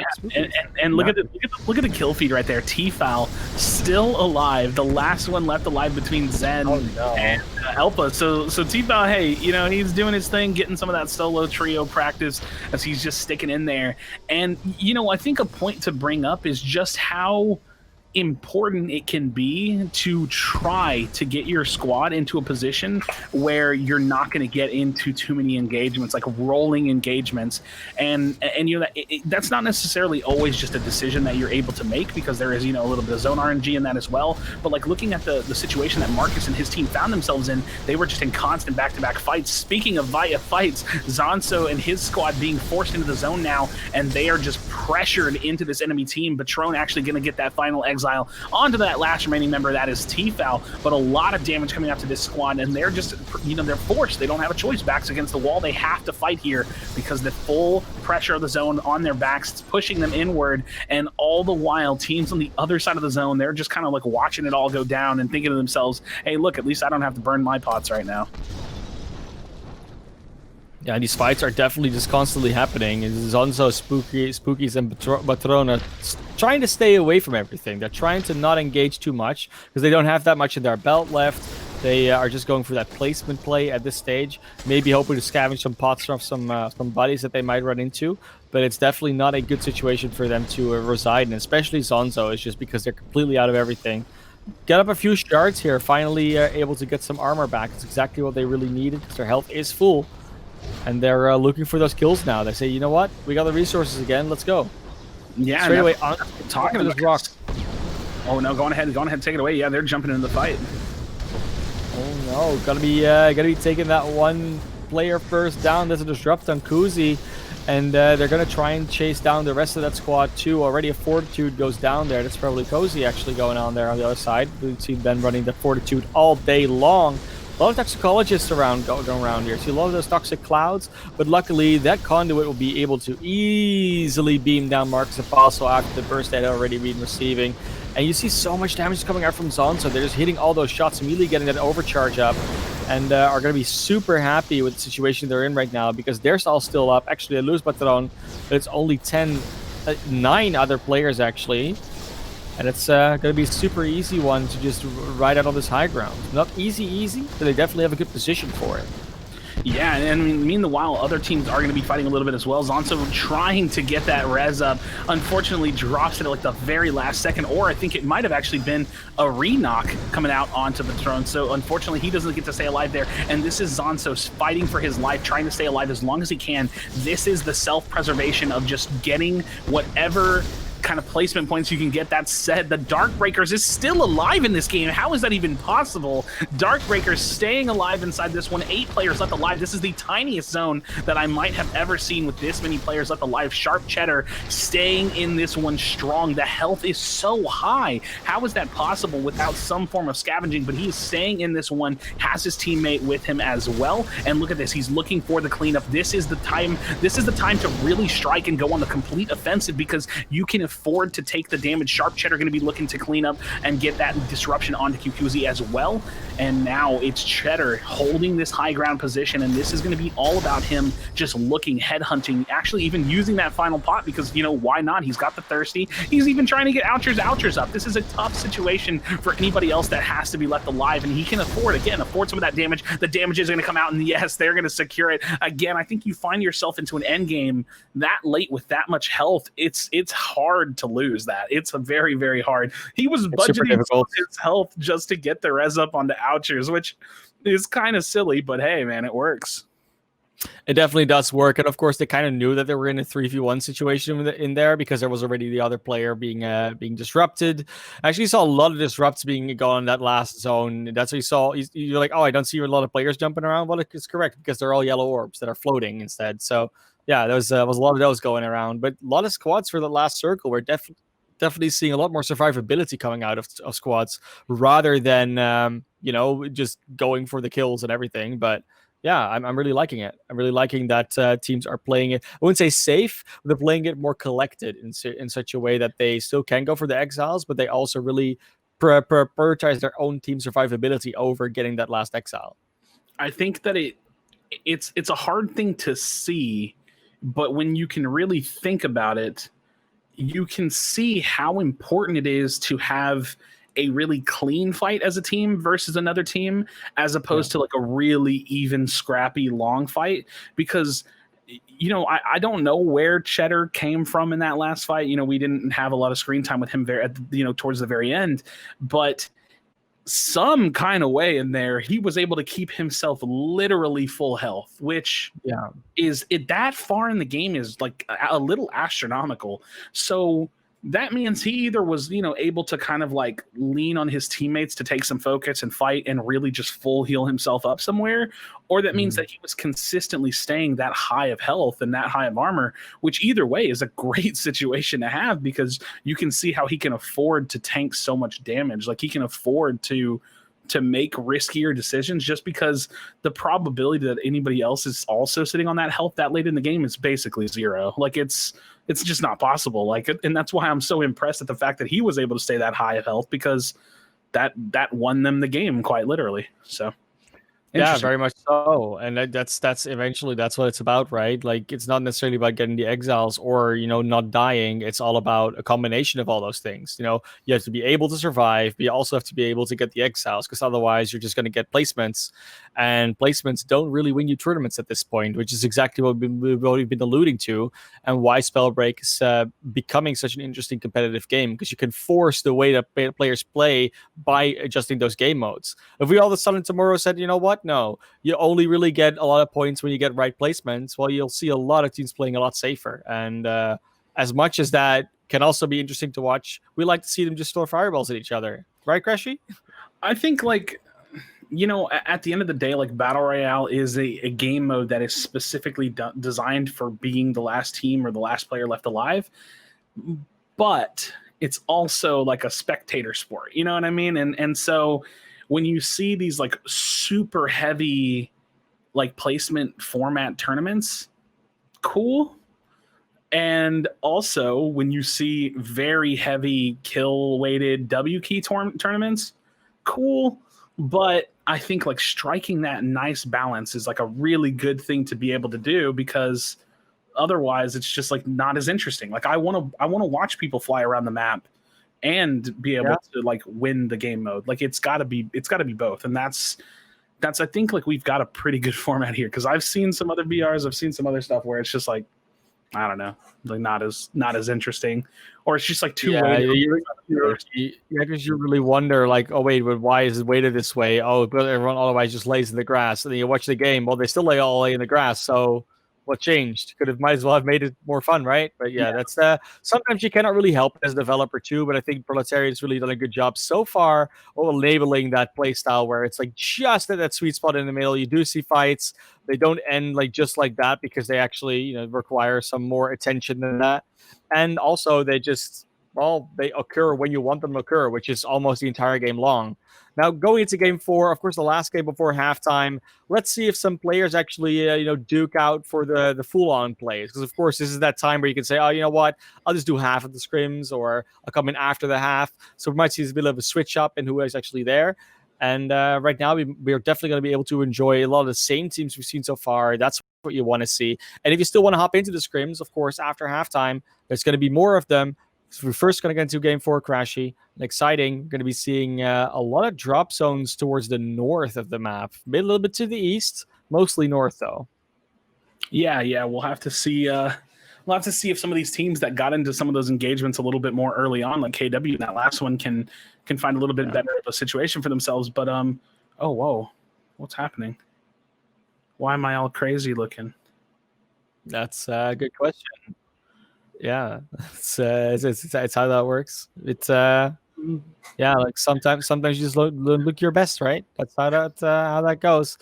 We'll be seeing what's going to go on with this game anytime in the near future. It will indeed be game number 4 that we're going to go into. I keep repeating it. I'm sorry, guys, and don't forget actually the Nightshade skin giveaway at the end of the scrim. So after 8 games, not after the 4 we done Monday. So definitely stick around in the chat. Make sure you're here. Otherwise, you might be missing that Nightshade skin.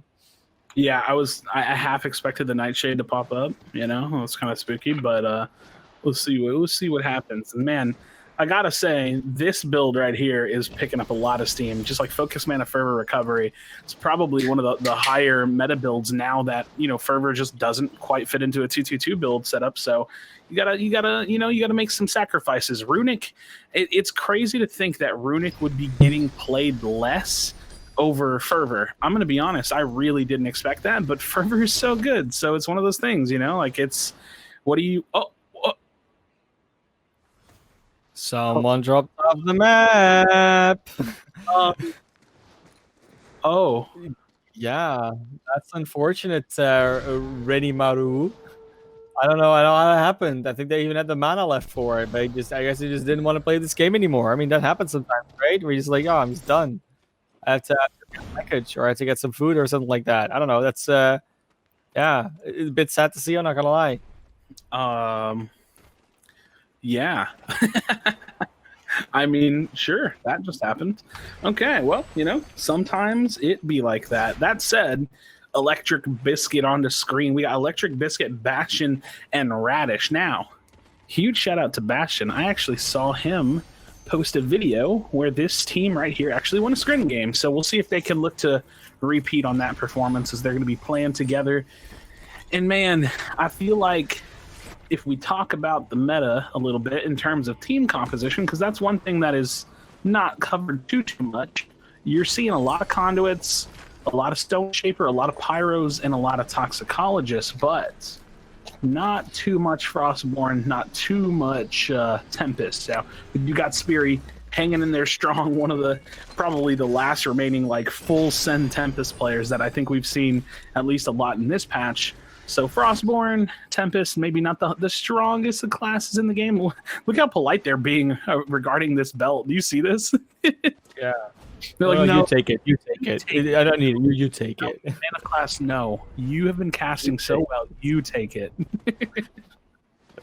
Oh, that's how you do it, right? No, honestly, it's understandable depending on what build they run, right? Like if it depends on what role in the game in the team you have, and if they're actually running that more frontline style, if they have a designated frontliner, you do want to give them that belt. It's actually part of the team strategy, team play that you can set up. I'm going over to Tfal, Alpha Dog, and Zen. Let's see what they're up to. And actually saw the Escapist running there on the Tfal. He wants to be a fast one, not a weird strategy to go with at all, but what we're going to first do is go over to the SK squad with Majin, Zebra, and Munchers. See if they can get the W in this one, or at least win this fight that they're currently in. Looks like the enemy team is trying to disengage while Zebra is healing, but yeah, I don't think Majin and Munchers are gonna let them get away with it that easily. There will most likely be exiles coming out soon, just like Solar Bear TV, sorry, getting some hits out, and it's Zebra under attack right here. Wow, you know, I have to say, that was a really nice Iceland shot that he landed. Unfortunately, coming out right from the back, you know, he gets nailed in the back of the head by a boulder fall. So that's going to, you know, kind of slow him down a little bit. But I have to say, a very, very interesting take on current 2-2-2 meta with his talent setup. He's running Scavenging and Thirsty, but he's also on the Pyro class. Oh, look at that nice mid-air shot. Is he going to be able to follow it up with an Ice Lance? That's going to be Marcus falling down. He's going to be so low. The conviction coming out from Dark Breakers, but that's going to lead him directly into an enemy player. So it looks like this one is going to be all but confirmed for Majin and his teams. He's going to be looking to finish up this kill again. He's rocking the Scavenging, so that's going to be some saved resources for him. He's going to some of that free healing. So again, really, really interesting take as they're going to be looking to hunt down that last player. I believe that's going to be Kuzi. As they're still fighting around over there, but Zebra's just kind of taking his time and maybe looking to clean it up with them. There it is. Curse is going to find that one. Wait, does that mean that somebody just sniped the kill? I think it does. I guess. Yeah. I mean, 100%. And there's like a lot of good stuff that can come out of it, where you're just using that conduit, those lightning bolts to snipe someone from longer range. It's not quite the burst damage you get from an Ice Lance, of course, but it still has relative precision at range. Get Tfal, Zen, and Alpha Dog trying to do some more in this game right now. Tfal under a lot of movement here. Of course, got both the Fervor as well as the Escapist and the Runic Fluency, so plenty of mobility up on top of that Toxicologist build, and they're going to be able to use that with the Vanishing Mist in order to get a lot of movement against players out. Will be doing a lot of slaps right now, a lot of sprays going out on this enemy. Not quite sure who that is. Of course, we don't have the name cards above them, only for his teammates. Tfal will just run away in invisibility. Oh, yeah, no. KW colliding heads with him again. Gigabyte going to be finding the knock as well as Chaos. So Tfal going to be the last one left alive. And listen, we've already seen this happen once. So if he's not able to save his teammates, it might just be about the self-preservation, or he's baiting his teammate. Will he be able to make some kind of a play happen? But look at that, just getting the information that enemy player is so very healthy. It's going to be a tough situation to be in. So Tfal, he's rocking the Invis rune currently. He doesn't have a Shadow Step, which means he is all caught out regardless. That Combust not going to allow him to sit in the stealth. He pops into the Vanishing Mist, and he's keeping himself alive a little bit longer, but unfortunately, he's going to fall there. Unfortunate, not going to be able to stay alive. And it looks like, look, another team joining the fight instantaneously. Gigabyte going to be a little bit bit low, but Chaos has the ability to consistently sit out here, has those thirsty scrolls as well, so he's going to be getting a little bit of shielding and healing for his teammates. The Dragonfire going to be coming out once Gigabyte goes down at the hands of Chaos. He's going to have to make up for it by landing that Ice Lance, and he does do so very effectively. Camsucks getting fully pursued on, and now Chaos, the last member left alive, finds one in the hands of Patron. Is he going to be able to find the next two players? Pumps that flash freeze, looking to follow it up with some damage. Chaos has to slow it down here a little bit. He had one of those other two players very, very low. Now the lightning bolt's coming down. Chaos is in a very, very dangerous position, but he does have some big heals as well as the thirsty, so he might be able to just take this slow, kite his enemies back if he doesn't lose his life here. Oh, unfortunately, he goes down. Yeah, that's not going to be the win for that squad today. They still have Zonza in this squad right now to heal them back up. That's going to be Spookies getting back up. In the meantime, we do see Camsucks, for instance, be taken out. It's actually the entire KW squad. That's what Patron was, of course, fighting with. And now all the rage is going to be about who's going to win this game. Going to be going over to King Memes, player 2 and not Blank. Got one of them disrupted. They're still doing the damage back. They're still actually getting the value out of their own place. Just healing a little bit up is King Memes, making sure they have the armor to keep on fighting. And are going to now be looking for maybe a new belt, maybe something else going on. Blue belt is not the greatest in the game, of course. And eventually they're going to have to kill somebody, because we keep saying it. I think it's a standard saying in Spellbreak at this stage. The best loot you're going to get is going to come from your enemies. Now, King Memes is in a straight 1v1 with this player. I think it's actually a Frostborn. We will not get that kill themselves. He's get that taken away from them again. It's player 2 that steals it. Yeah, so player 2 is not going to let him have that full, triple kill. But hey, nonetheless, they're going to be able to finish up that fight. And one thing to note is, Spirit, Cozy, and player 2, or DNA Strands, rather, going down at this stage of the game, that's going to build a nice little trajectory for them to potentially find a win here, because they're taking out one of what I would say is probably the, like I said, I call them kind of like an up-and-coming squad, but they've just been performing really well as a team. So one of what I guess I could say, without just rubbing salt on everybody else in the entire lobby, one of the better teams that's performing right now. So they've taken them out. KW's out of the game. So now this could be a nice situation for some of these teams that maybe haven't had the best performance thus far. And this is a very fast and loose game. We have 15 breakers left alive. And man, we're going to see how this one comes down, because there's still quite a lot of space to work with. Now, we have ourselves a small pocket of time here. And I want to talk about this build because we talked about the nerf to Fervor with patch 1.2, jumping up to 3 points, and how that is kind of birthed the rise of like the focus mana builds. But this build is also another build that came out of it, the 2-3-1 build with Runic, Fervor, and Escapist. And the synergy that comes out of this build, I actually love it so much. It's a very fast build, for lack of a better word. You get a lot of move speed, you get 2 rune charges, you get a lot of spell cast speed. It's a really, really great build to run on a specific class like the Toxicologist, not to mention the fact that Wonderful actually has a knowledge potion on currently, so we'll have to see how he can put that to use. As I say that, Patron and his team, they're going to be getting really scrappy, as you can see that in the kill feed. Yeah, definitely, and it's always good to see teams stepping up to the plate here. Not Blank, King Means, they're all coming up in it. And now we're going to see Cursed try and get some value out of it. We saw them do a lot with that Conduit build earlier on. Actually really good on that track, and you see once again, actually gets King Memes out of it. They were gatekeeping this zone, and the Storm is coming in, but that doesn't mean that they're going to be in a lot of trouble here, because they've got the range, they've got the positioning, and they've got the numbers versus this other squad that has the high ground. This is going to be a tough one to pull out a win on, but then again, they can still have the numbers advantage to have one healing while the other 2 fight if they really wish to. Yeah, absolutely. You see they're actually getting like kind of pressured off this back hip area that they're in. And they're going to go ahead and walk around. Curse is going to get that last little bit of shield shards that he has. Down and 9 players left alive. They do have all of them alive, so that's good. But man, I think they call that gardening. I'm trying to remember who I heard that term from, but just like really spraying out those toxic slabs just covers so much area.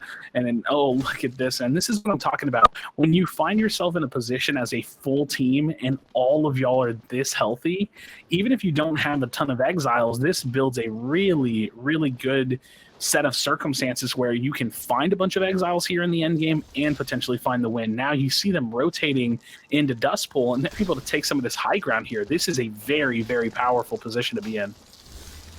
Yeah, looking really good right now for that squad of Wonderful. It's been an interesting night for them so far. They've had quite some good positioning, quite some good plays going around, and now it's all about that circle. And you can see it straight away. You see the different teams being on different high grounds right now, just firing at each other from range, and then they all see, okay, where is that zone going? That's where it's going. Okay, we got to make sure we rotate there early, because if we get that high ground positioning, that would be amazing. You see them ping it straight away. They see that other squad that's already there. They're in the high ground and the dominant position when it comes to this zone. You see already the ping coming out. That's the one high ground that's going to be left that they've already taken over. It's going to be super tricky to take that, but they still have a few seconds before this zone starts moving, and there's, of course, 2 squads converging on that. So whoever's on that high ground there, they'll be between the 2 places. They'll be between a rock and 2 squads. Yeah, 3 teams potentially. You can already see that. Yeah, and that's great. It is great. Yeah, all the potential to be the team that is the pinching team, as opposed to the teams that are in the fight getting pinched. And now you see Wonderful really looking to assert some positioning here. But he's going to go ahead and back up, because, you know, you do have to use quite a bit of mana from the levitation or, you know, a rune charge just to get yourself up this positioning. But now the full engagement looking to come down now, as you see Wonderful putting out a lot of damage onto that enemy player. But look at the health bars. How much damage just landed on top of his teammate. It looked like they were blown up instantly. The last one left alive all of a sudden. Wonderful could have not. Oh my goodness, goes down so very fast at the hand of Munches. So Munches is going to be in full control. Now we're on one blindside, who most likely just the healthiest player left alive here, and he has full high ground control. The shockwaves, that fire coming down. Oh my goodness, the double meteors coming out as well. Majin does not want to let him have that positioning if he can avoid it. He's going to be the last member left alive. 3 full players, you have to assume, are just in full pursuit. Is Blindside going to be able to stay alive? No, he's not. Majin and Munches look to clean that one up in a dominant fashion. A play, what a final circle. And I mean, they have such a great positioning on that high ground, completely in their own element, completely where they want it to be, where they they could be, of course, as well. But then, like I said, it's the problem, right? Both those squads come in. They both come in straight away at you, and what are you going to do then? Well, you got to fight one of them, but they're both going to want to fight you. So your high ground positioning all of a sudden becomes a death trap, because there's nowhere to go out of the zone. You're already in it. Yeah, I'm looking at much in the chat, man. All I know is that, like, y'all were in a really good position, and then next thing you know, y'all like were dead. Like, I don't know what else to say. Like, I don't know what happened, but man, that was a pretty tough one for sure. Yeah, definitely. I mean, the rotations that came out from all the teams, it was all. I mean, they, like I said, they all had a high ground. There were 3 high grounds going on. There was one squad over here on the domes, one squad in a mountain there, one squad in a mountain there, and then all of a sudden that zone says, okay, we're gonna put it there. So you both have to rotate over there, and the squad that's there should have the advantage. But in that case, it's all about what do those other 2 squads decide to do. Do they decide to fight over who gets into the zone, or do they fight over who gets to get to that other high ground and fight that other squad first? And both the squads made the second choice. They both went for option B, and then, I mean, as much high ground position as you have, it's a 3v6 at that stage, and that's just too tricky to get away with. Yeah, it's that was something. Yeah. I mean, even like Blindside like had really good positioning. Yeah. He was like keeping himself at the height of it, but it's that overwhelming amount of synergy that can come out from certain teams when they really like. I'm looking for a term here, and I know, here's the thing. I know that if I set up the scenario, you would give it to me. Like, you would specifically know this term, but I want to find it myself. I'll mention something else. So what happened? What happened a lot of times here, where you saw, I mean, at some point you mentioned, oh, it looks like the health bars just disappeared, and that's where you can see the communication coming, right? Where everyone's running a different skin, so you can actually make the call out for, oh, we go for that specific skin, that specific player, and that target focus was actually really on point from these squads right now, and especially in that last circle. Those 3 squads all had that really down. The communication was on point, and that just comes back into play there. So I'm very happy that we can see that communication like physically appear on screen right now, and we don't just hear about it and see it in clips later. What do they call it? Death balling in Overwatch? Yeah, no, death balling is when you just rush to the enemy team. Yeah, okay. Yeah. So here's the thing. It's a bit different now. I think we switched it to rush comp at this stage, but yeah, it's roughly death balling. Yeah. When you see teams in Spellbreak really death balling well, it's like it almost like you can see a full team that has like a power position, but they get death balled so hard that it just like wipes out 1 or 2 of them, and then like now they don't have the advantage anymore. So that's what I was like looking for. At least I was like trying to pull some reference to like at least how some of those fights break, because I actually do tell people a lot that although they're very different games, this game has a lot of qualities that something like a game like Overwatch has. There's a lot of verticality to it, a lot of those kind of like quick mobility. You get like little traces of Tracer and Genji kind of thrown in there, but a lot of that team fight aspect of things is kind of similar as well. Yeah, I mean, there's a lot going on there. I have a few questions for you, Karashi, in the chat. So they're asking if your roommate's playing Genshin, drinking White Claw, and watching South Park. I think all of those answers are yes. It's so accurate. It's so accurate. It's all of it was true. All of it was right. All right. Well, I mean, guys, you did it. They want you to turn on the lava lamp as well. Turn it on. Watching South Park and drinking White Claw. It's like, yep. Oh my god, that's so good. So all we need is the lava lamp, and then chat's really happy. Oh yeah. So we're gonna be super happy that they got that one right. Oh, that's a good episode as well. I can already see which one that is. As sad as that sounds.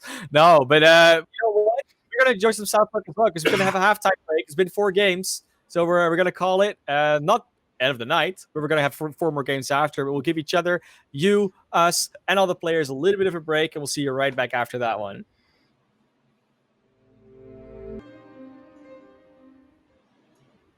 Welcome back, everybody, and it's time for another 4 games of Squad Scrims of the Element Spellbreak Discord, organized by Element, itself, of course. Yeah, I mean, we had a pretty good first half, but I'm very much looking forward to the second half as well, because you know what, Crashy? We often see new players joining in for the second half. I don't know if that's the case now, but it might be happening. And if we get full lobbies, of course, you're going to see some splits going on. So there's like 2 lobbies running and only 1 we can stream. So might see some more variety as well for that reason, but all remains to be seen.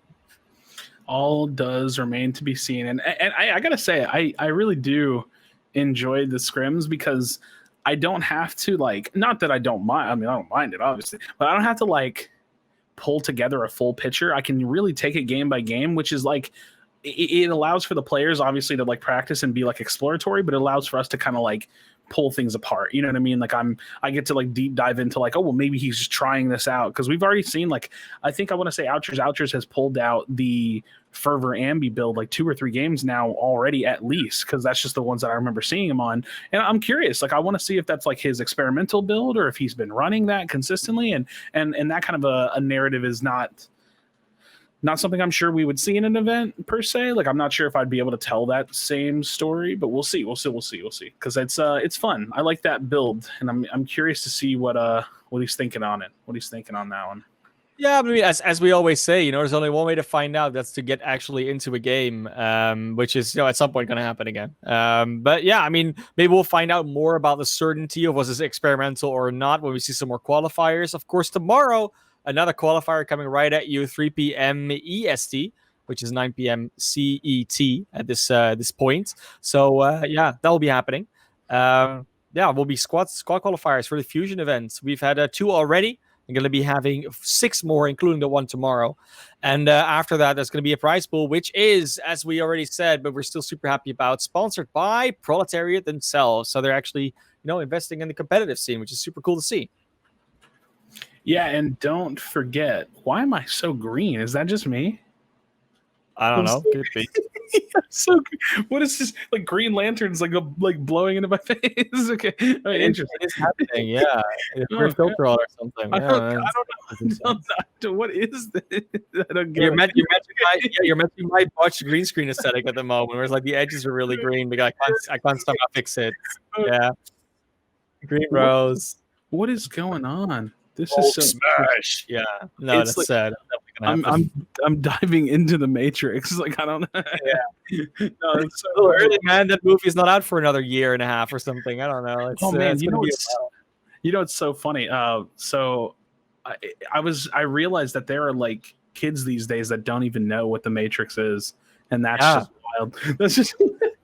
It's the first time talking about the Matrix. The first time I loaded into Spellbreak, and I heard that that music stuff you hear when the first zone closes, that's just the Matrix. You're jumping into the Matrix, so you hear that, and you make that reference, so you hear I don't know, we call them the Zoomers nowadays, I guess. So you hear one of those guys, yeah, I don't know what the Matrix is. Like, of course you do. It's the Matrix. It's Keanu at his finest, you know. But it's whatever. You know what? There's plenty of other stuff we could talk about. The reference that people do get, like Genshin Impact, which of course is still being played in the background of your stream. So yeah, don't worry, guys. We're still hip with the kids, still hip with the cool. You know, that's how we do. But you know what we're really into? We're really into Spellbreak. So I hope we're gonna get a game soon. I think everyone's pretty much back from break. Gonna go into the next scene as soon as possible. And the queue has been upped, so we'll see if we land into the right lobby and we can actually land with the players, Crashy. Because I don't know about you, but I could talk about the Matrix all day, but I don't think that's what the rest of the people want to hear. Yeah, I I really like Sir Passive's message in the chat. I really like, I don't know what's going on in here, but this is where I am right now. Yeah, okay, there we go. Oh gosh, we're back. No, but it does look like people are jumping into their own little voice chat, so we're probably jumping into a game pretty soon. Oh man, that was fun stuff. No, I'm already hearing it. I'm already hearing the spells being thrown in a training range. So we're gonna get it soon. I'm rocking the third observer. I'm not actually observing, but you know, just so we make sure that our observers can actually get into a lobby, taking one of those slots, so they're able to drop and roll, as they say. But yeah, I mean, it's so far again, like I gotta reiterate, it's been a fun night, and I think, you know, for the first time that we're streaming a squad stream. It's been a good one. Also, the first time you and me have casted together, Crash. Yeah, I don't think you've even been a practice run at this stage. Yeah. No, you know, on that note, you know, it's super fun. Always a good time. I just enjoy casting and watching the games regardless. Usually, even if I'm not on the stream, because I don't usually play squad scrims, I'm usually just watching the scrims anyway. So like, I'm usually like watching them or like watching y'all cast or something. That said, I do want to throw this out there because you brought up the observers. Yeah, I know it's like the unsung heroes. I do have to throw them the bone, man. Brett and Docta putting in some work with us, so we appreciate those guys, because otherwise, like, not to say that it's impossible, but it is so much more work for casters and people doing a production without that kind of a dedicated role. So huge shout out to these guys. I mean, obviously, you know, they can kind of hear me or whatever, but yeah, so make sure you guys you know, put some hearts in the chat for Brett and Docta for putting on the bells and whistles. And you know, I just show up because I look good. You know what I mean? I know y'all know, and I know man, the class looks good, but that's really all we're here for. Well, thank you. No, but of course, yeah. No, but it's not just Docta and Brett. You know, we also got a team of admins. So we got other people doing stuff behind the scenes. Like, I know you guys just see us, but you know there's more out there. So, you know, we got to always do the shout outs to everybody that makes this possible, and do some more later of that. But right now, we're gonna get straight into a game. It's gonna be game 5 out of 8 for this for the scrim night. As the slime in my throat does not want to clear, it seems. So it's going to be a very, very fun night. Yes, and look at this, man. I feel like Gritfeld is a drop that I rarely see. Like, it's just not something that like we see off spawn too much. And maybe it's just because like not a ton of people land here, but regardless, you know, they get to get this whole spot for free. And I'm looking at the kill feed, and man, Gigabyte already getting into a fight early on. Elpadog was down just a minute ago, so lots of action going on off drop. And look at was that knowledge push? No, he's leaving that for his teammate. And that, man, that always raises the other question too. It's really interesting to see what the meta is evolving around knowledge potions and squads, because I feel like so far the only concrete thing that I feel comfortable saying is that I have seen that toxicologists are getting a lot of knowledge potions from their teammates, but with this team specifically, they're not running a toxicologist. So who do you think they give that knowledge potion to? Obviously, Casper is kind of opting out of picking that up for himself. So maybe that goes to Cursed. I'm not really sure. We'll see. We'll see what that turns into. Yeah, I mean, it's either a lot of boulders with accretion or a lot of multi-shocks. I mean, if you can load up a circle with those, then you're still in a really, really good space. We're going to go over to the SK squad. They are running their toxicologist with the pyromancer and a stone shaper, but interestingly, they're choosing to go for fairly standard talent builds. At least Majin is. But Majin, we've known Majin for a while now. They're I'm not saying they're not original or they're not creative, but they do really bring the best out of their more standard builds that we get out of them. And that is something you can appreciate too. Consistency, something we talk about a lot. If you keep varying up your builds, your consistency might suffer because of it. So training with the same thing over and over again might be advantageous for you in the future. Yeah, I completely agree. I mean, the other thing about it is, like, I even got a question about like what I've been running on Stone Shaper lately.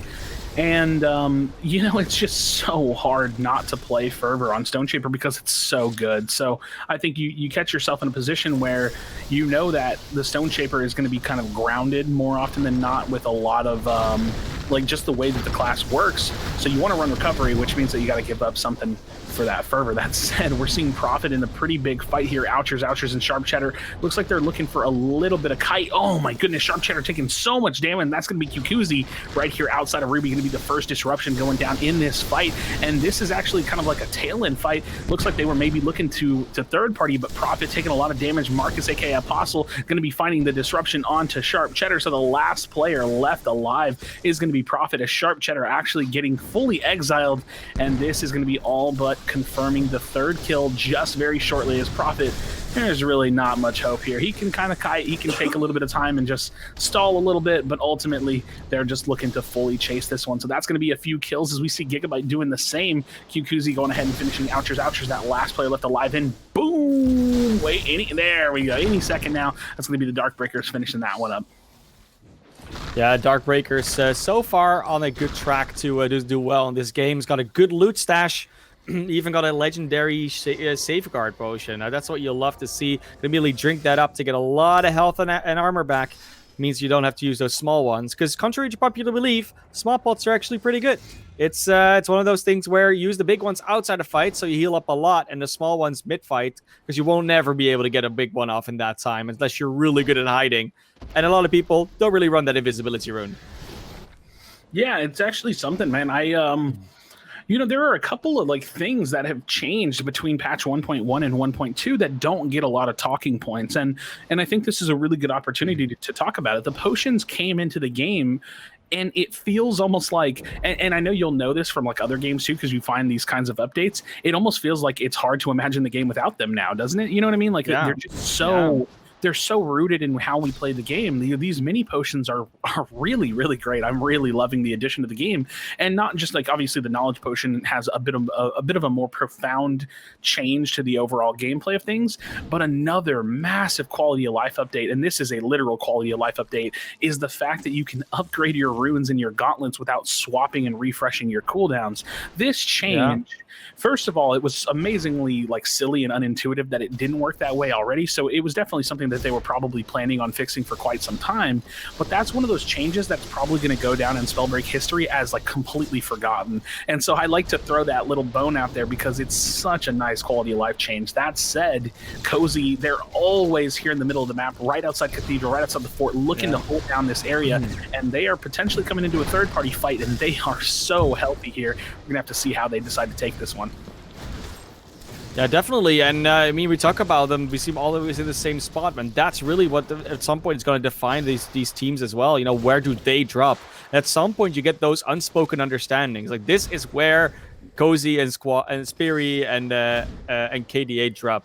Like, this is just where they go. Because if anyone else tries to go there, you know you're going to have to contest with them. So it's always your choice. If you think you can take him, you might want to go there, but they also always drop there. So all the rotations, all the positions, where all the chests are, etc., it's rooted in their memory, and they will always find that better drop spot than you in most situations. So I'm liking to see that come up. I would like to see more teams do this, where they always drop at the same spot.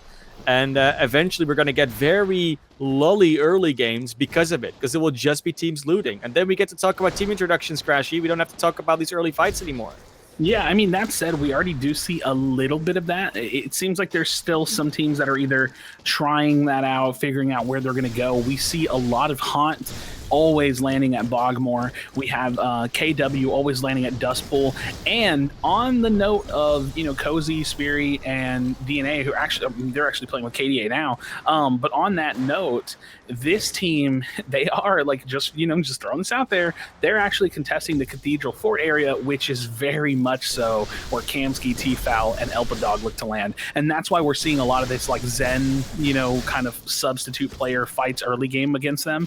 And so, we can give them their props now, but when they're going up against, Kamsky and the full squad, it's a little bit of a different story. So get your practice in and make sure that you're ready for, to level up that next stage of competition whenever the right time comes for it. So we'll have to see we'll have to see how that develops, not just tonight, but over the course of, some different tournaments, some different events, some different practice. That said, it looks like they're still holding down their position right here on the edge of the zone, and they may just look to lock out this team.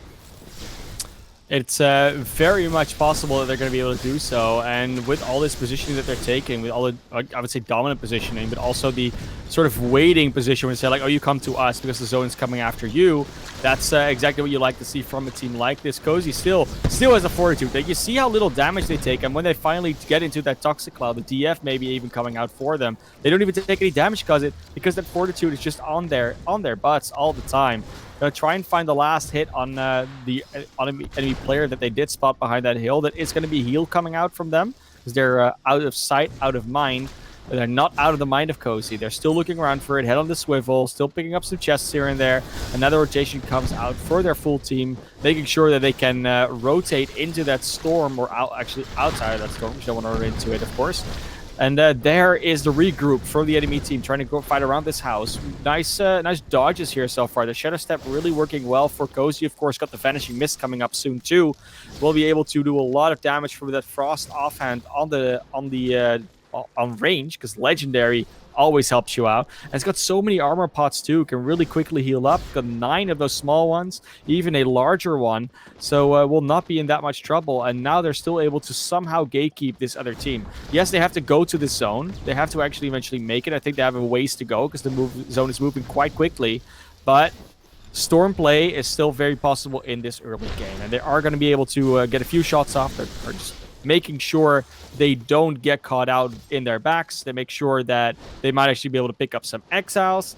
And so far it's working out for them. I mean, they're taking a little bit of damage, but aside from some armor burning, it's going fairly well. As I say that, of course, the health bars drop incredibly low, and KDA actually will get downed. This is not what you want to see. You were doing so well, but eventually the positioning is forcing you out. Cozy goes in for the long range, and then for the close range shot with the Toxic Spray. We'll actually get that one off, but they're both so low. Speary will also fall, and it's No Ace and crew that get that triple kill. No Ace actually responsible for all of them. That is not okay. That is not a situation you wanted to be in. They had that fight locked down, but then they gave it all away. Yeah, it's funny because I kind of expected that fight to drag a little bit more.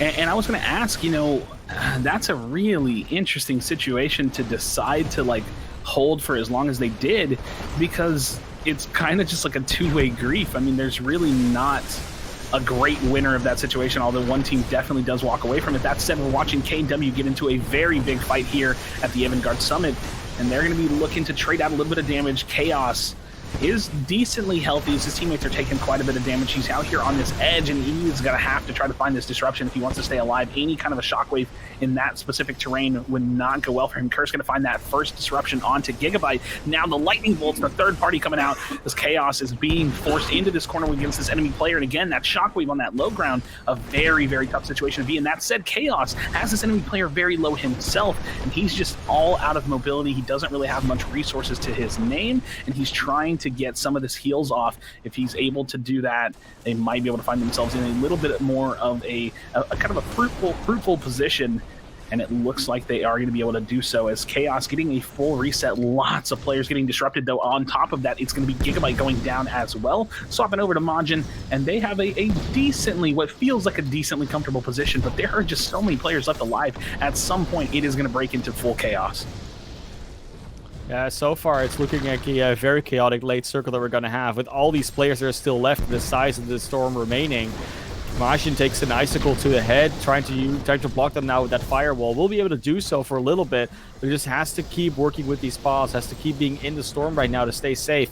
And their squad is under so much pressure right now. They're not in any position to fight with the low health bars, not in any position to fight just geometry-wise. Using a lot of these abilities, the flash freeze, the firewalls, just to use as shields. Even though we don't have actual barriers in this game, aside from maybe Fortitude, that's still a tool you can use to deny a lot of damage. That's how the elements interact. And if you know there's so many ice lances, then why wouldn't you do it? The SK squad is trying to rotate away from this. They're trying to pit these other teams against them. So far, it's working. They might actually get this res off the Zebra and can then rotate into the Scorch, or at least rotate away from where these fights are taking, and then just do some side damage like Majin is doing right now. But Mushes gets out of the way, gets out of the life right now, is disrupted, and it's just Majin that has to try and salvage this for their team. It has to try and go for the positioning.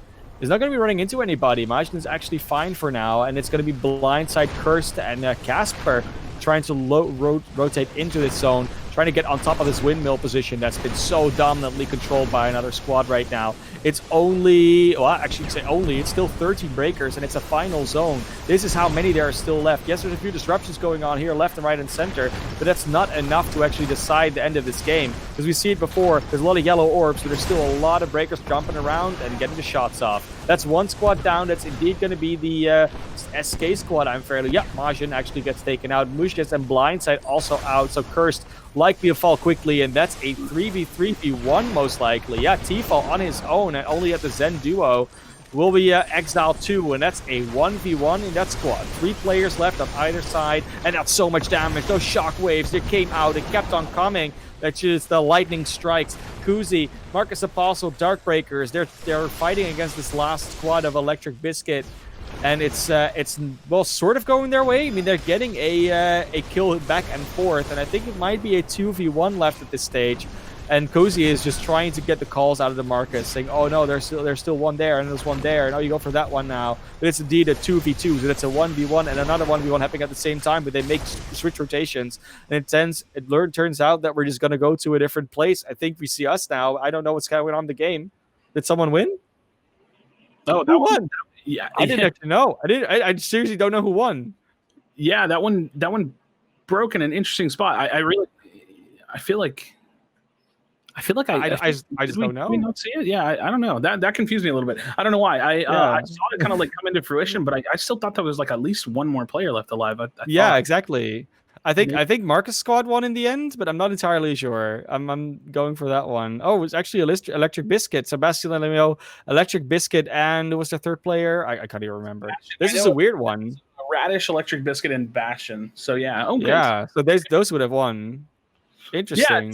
That one kind of like caught up to me, I guess, really quickly. But one thing I was going to say is that at one point in that last fight, Marcus had a lot of health, and I was going to lean into the point that, you know, when you find yourself in the end game again, kind of similarly to what we saw, I believe in game 3 or 4, when you find yourself that deep in the end game with that much health, you usually are going to walk away with a win. That said, he got bursted very, very quickly, so his health like flew down really quickly. I think they were able to last disruption onto Darkbreakers, and then Marcus followed right thereafter. So hey, man, Bastion and Radish and Electric Biscuit, making sure I'm putting those names in my head as a full unit. Yeah. Those 3 guys, they've found themselves their first win of the night here in the squad scrims. But again, like I said, I've been following Bastion a little bit, and he posted a video of them, winning a scrim the other night. So they're starting to they're ticking their way on. You know what I mean? They're moving forward as a squad. So some good progress coming out from them. Yeah, and I really hope to see more of that, and also more of different squads, because as much as we say, oh yeah, there's still so much room to grow, we do keep seeing like very similar names keep popping up. It means it's a very small competitive community, and we'd like to grow it. We'd like to see more competition. Maybe these are all not the players to take out the UT squad. We might need some new blood, and that could be you. If you're watching right now, you haven't played in competitive scrims yet, join the Element Spellbreak Discord. You might just be able to go up against the best and be the best, beat the rest. And it's going to be a really, really, really fun experience for everyone involved. And of course, if you think I'm not there yet, there's also new player initiatives. Learn from other players, get some experienced players watching your gameplay, telling you what you're doing wrong and maybe also what you're doing right. So you can also have a little bit of that sandwich going on with the positive, negative, positive. It's all a big experience. Even Spellbreak Academy is a thing now, Crashy. Like it's all coming together. Yeah, I mean, I think that a game like Spellbreak has, I would say, a pretty decent high skill ceiling, and there's a lot to learn. But realistically, the other side of that is that like the earlier you get in, the faster you start training, the more opportunity you have to kind of grow within the scene as well. And so, even like a narrative that I've put on like my social media specifically, I have a lot of followers that come from like Fortnite and like different games and stuff. I tell them like, hey, look, if you're looking for a new competitive game, if you're not like fully set in whatever you're doing, like this is a great game to jump over to and like get into competing and practicing and like learning the game and stuff. And so, I mean, realistically, if you even if you're just like someone that takes the game seriously, if you have any thought in your mind that you want to jump into squad competitive, maybe jump in the Discord, see, just at least look around. You know what I mean? See what other kind of people are posting in the like free agent squads or like free agent channel, and you never know. You never know. At very least, like I said, even I've done scrims just for fun. Hey, you never know. You might find yourself really enjoying these kind of competitive scenarios, and the next thing you know, it's just kind of like what you're doing. Yeah, definitely. And, the most fun thing about competition is that if you win, it gives you an even better feeling. Because, stomping a pop lobby, yeah, I mean, at some point you're kind of done with that. You're like, oh, I can beat the scrubs any time of day. And then all of a sudden you get into scrims, and it's like, oh, if you earn a win there, it feels so much better. Imagine beating these guys that you're seeing pop off so hard right now. Like, that must give you so much more of a rush than, again, just stomping a pop lobby. So, yeah, challenge yourself. Come join the Element Scrims. Facts, absolutely. So that said, that was game number 5. We got a few more games left under our belt. Let's see. 3. Yeah, three more games. It looks like, do we already have players jumping back into their? Yeah, it looks like we're going to be loading into a lobby. I'm at least in the training range with the spectators. So if we're on the right lobby, then we'll hear that soon enough. But for now, it seems like we're in a good spot. We'll be going to game number 6. Like you said, there will be 2 more after that. And don't forget, everybody, going to be another Nightshade skin giveaway after all the games end. So after game 8, which is 3 games away, and you might be able to win that by typing a certain code that we'll announce later on in the chat. So don't go anywhere, or go anywhere but come back in time, which we can't predict when it is. So maybe just leave it on. I don't know, in the background. Do something else, but have it going. We try to do radio commentary as best as we can, but sometimes you need the visuals. It's true. Yeah, it's absolutely true. I mean, that said, man, I'm looking forward to the next game just because buying time sometimes is a difficult thing to do. I know, right? Like, honestly, and guys, don't worry. Like, we're aware of it. We're aware there's sometimes like a lot of time between things where we're kind of saying nothing. Like we know how it is, and it's as frustrating for you as it is for us. But we're working on things. We're working on ideas of like how can we fill this time that are actually interesting for you to watch, so that you don't have to worry about hearing us moan about stuff, right? Not only that, it's just like I'm just a little bit more nonchalant about like trying to find like this infinite amount of like knowledge to pull out, because like I basically told OSK the other day, I said, listen, I can theory craft for days. Like put me on the spot, like I'll go crazy with concepts and theories and things. It's funny because I've been thinking about how like I don't really play squads. I just don't. I don't, it's not my thing really. I play a lot of solos, but I have a couple of builds that like I actually think are good that I almost never see come into play in competitive. And so like even my mind goes to places like, man, I almost want to play like a night of squad scrims just so I can pull out that one build and see if it like does decently. So it's like, it's even like little things like that where I'm just like theory crafting like all the different potential compositions and things that people could come out with. And I think that like after a patch comes out, things start to settle a little bit, and then when you get really comfortable in your ways, then it almost becomes like a point where you don't really change like what you're doing too much. For me, since I don't really compete, I'm always like looking for changes. Like I'm always just like testing the most random things and like playing the worst builds just to see if there's any kind of hope for them. So it's like the funnest thing for me to do is like to run like, I don't know, like escapist wolf blood like compositions or like builds just to see if I can like run super fast and like try to pretend like that's an actual viable strategy. Yeah, and now of course we are basically into the next game. It's about to happen. We're gonna switch over any second, Crashy. I already know because I just killed myself in that game. So make sure that we can get the spectator, and we're straight away onto the Golden Dome in the north. That's right, gonna be straight away dropping into this map. Already 35 breakers left. That means that 1 or 2 squads are already out, and it looks like Marcus Apostle, as well as you did last time around, the KW squad's got your number this time around. It's not gonna be survival for you. And that's a shame, after coming up with such a high, getting such a low straight away. That's it's not going to go well for you. But that's probably just a drop spot contest, which we're going to see maybe more, maybe less of in the future. Yeah, it's interesting. I wonder how much of that is intentional or planned or practiced or just totally coincidence, because like I said, the KW squad, you see a lot of them landing at Dust Pool as where I'm not sure for squads, but I know specifically Marcus really likes to land, like somewhere like around like the southwestern side of the map. So really, really different sides of the map. Again, I haven't specifically watched too much. Wait a minute. Bastion just disrupted his teammate.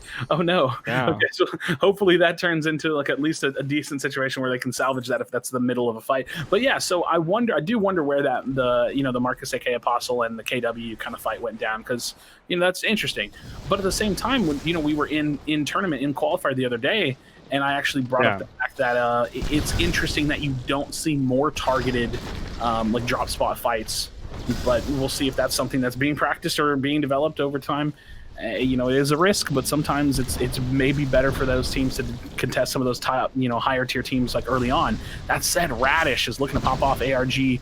Joker and Odar are going to be disrupted at his hands as Electric Biscuits just kind of scooting around, letting Bastion and Radish look to clean this one up, because they are left in a 2v1. Last player going to be left alive. You see it there. Radish going to find the third.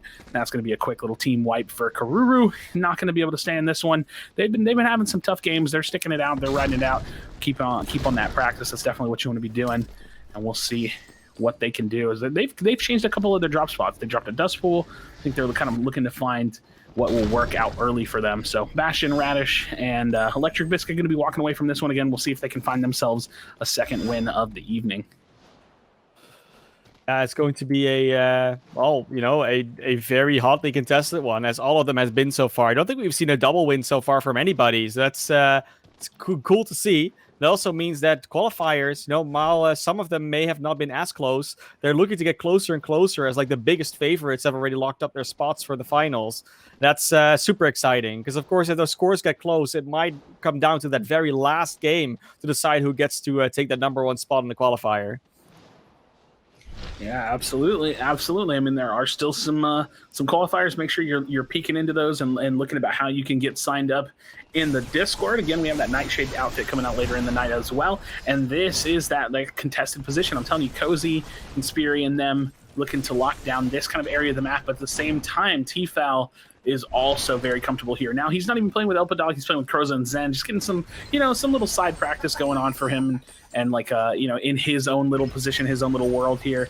But this is still where he wants to land, what he's comfortable with, where he wants to practice his early game fights, and this is that positioning here. Now, really, really interesting build coming out from the Toxicologist here for Tfal, as he's not going to be running that Runic Escapist route. He's actually running the Focused Mana Fervor. And look at that nice little Ice Lance hit. So he might be looking to engage, but that's going to be a Frostborn player. Might just look to fully leave this one. Not going to connect on that one. But look at this. Tfal finding another one. The double movement coming out from him very quickly.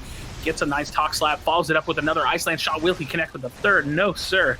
But either way, takes a nice health advantage over this enemy player here. It's going to be a super tricky fight to win this still, though, because their health bars are getting quite low. Zen and Croza both in a bit of trouble. Tfal actually also getting bursted down, and then those health bars are getting lower and lower. They need to do some damage back now, otherwise they might not even get away from this fight alive. Is able to take up some armor pots here. Actually takes the safeguard potion, so goes for both of them. Without the Thirsty, though, not healing up the rest of their team. It looks like they are actually getting boosted here and there by all those small and big, the small pots, both health and armor. Going very well for Tfal, and what looked like a dire situation, all of a sudden they're in a completely comfortable spot. That's what consumables do. We talked about it before, how much it has changed the game. And this once again shows it, how quickly you can just get healed back up to full. That used to take you forever. Yeah, I really do love the addition of the smalls, because there were some fights, given certain situations, where like a player would have like 2 charges of dash with runic fluency, where if all you had was the former small, the now current medium potions, there's just no opportunity. Like, you get hit by one Ice Lance and the game is just over for you, because they're going to full double engage on you. You're going to be completely done. That said, Tfal, speaking of engaging, there's a couple of enemy players right there at the top of the staircase. He's going to back himself up from that situation. I don't know if that's who they were tracking, or if that's just like another team kind of like rolling over the top of that hill there. But either way, he's going to go ahead and walk himself out of this situation.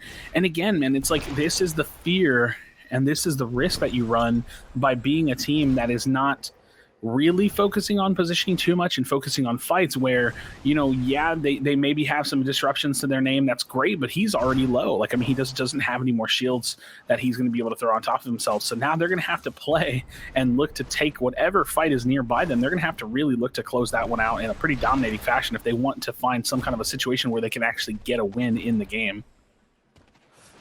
This is going to be a tough spot to be in for, well, multiple squads, actually. I mean, we still have 26 left. I don't actually know where the circle is. I think it's going a bit northeast-ish. It's, I mean, it's still looking to be very central, to be honest. Like, the fact that Halcyon is almost in it is promising, but I think most of this is going to revolve around these high towers right now. It's exactly what you see. Nice snipe coming out from T-Fel. Of course, expecting them to hit something like that. That's child's play for a player of their caliber. But now they have to try and take over this high ground as a Stone Shaper just dunks on T-Fel. Actually takes away almost all their armor straight away. Zen is being disrupted, and this is T-Fel now being in a 1v1 on this high ground to take control of this positioning while the lightning strikes come out on the side as well. This is not an easy spot to fight in, but with that Toxicologist build, the Vanishing Mist, the Shadow Step, T-Fel is going to be very hard to catch unless you just hit him in the face with a Fireball. D have to follow it up, and Curse gets the lightning strike on them. This is going to be Cursed Squad cleaning that one up. Zen, T-Fel, and Krauza are just gone off of this game right now, and they haven't really performed as amazingly all night. They've always been close to that final circle, but this time around they didn't even manage that. It's going to be the Cursed Squad with Blindside and Casper. We saw them earlier on. This was the squad that was on the high ground in the final circle in Dust Pool, and then just got rushed over by complete domination dive from two squads. That's yeah, that was tricky, but right now they are doing well, at least for now they're doing well. And they're still very far away from that last circle, so they could still get into a similar situation before that. Yeah, I mean, just looking at the gear, I mean, they're pretty stacked. And this roster, you know, I think it's interesting to weigh the viability of like a toxicologist in a team setting, because you see some teams that are very specifically interested in running a toxicologist and are comfortable running a toxicologist. And you know, I've heard some back and forth discussions, just like from Kamsky on his own stream, talking about like the viability of toxicologist within like competitive squads, and like how sometimes he feels like it's really hard to pull off because there's just so much like clutter and fighting. There's pyromancers on the field, but there's also players running like offhand fire, like on Stone Shaper, and so there's just a lot of fire that can potentially counter like some of those potential Vanishing Mists like opportunities. And so it's interesting to watch a couple of these rosters like not using toxicologists at all, and how those like head up play styles without needing to be like sneaky or vanish or rely on outbreaks for consistent damage are playing out. And I think we've seen a couple of like pretty dominant teams you know, play to that style. That said, unfortunately, it looks like Bastion and Electric Biscuit are actually going to get disrupted, so we'll see if Radish has any gas in the tank. It does look like he finds one, might be able to continue to clean up that fight. And we're watching KW just continue to dominate almost every fight that they've been able to take. Today, you see, oh, look at that, the Conduit, the potential energy damage coming out from Gigabyte. He's going to find a very quick disruption onto Sparkies, and now they're just kind of spacing themselves back a little bit, maybe just reassessing their positioning here in this fight. I haven't done that at all. Yeah, so far it's going to be the KW squad in a nice position. They used to have control over the high ground, but now they've got to find their way around this tower without getting ambushed by another squad, and they're already in the storm, which is starting to tick a little bit more now that we're getting to that well, further position in the game time-wise. Gigabyte, under so much pressure, loses all their armor and almost all their health. The recovery and the potions are still alive for a little bit, but KW, well, Gigabyte's got to be careful about that one. Chaos actually goes down to a player behind the tower. You see Gigabyte trying to go after that, but knows that there are players near, so he can't just go for the rest straight away. And that is where this squad play comes in. Can Gigabyte heal themselves up in time? I don't think he might have miscalculated healing potion. He has. It's going to be Gigabyte going down to the storm. And while this res can come out here for Camsucks, I don't know if Gigabyte and Chaos can even make it to the circle without dying. They need to have a lot of health potions left. Gigabyte does have those, but he needs to start running. You cannot keep standing here for long. Get into that zone, and they just keep getting bouldered. They keep getting ambushed. Everyone knows that there's a squad out here, and they're being gate kept, but they don't have the health to really stay inside this for much longer. They're now finally going to make their way over. I think they'll make it inside, but they might be under straight ambush from another squad, because there was someone else running in that zone a little bit earlier on, too.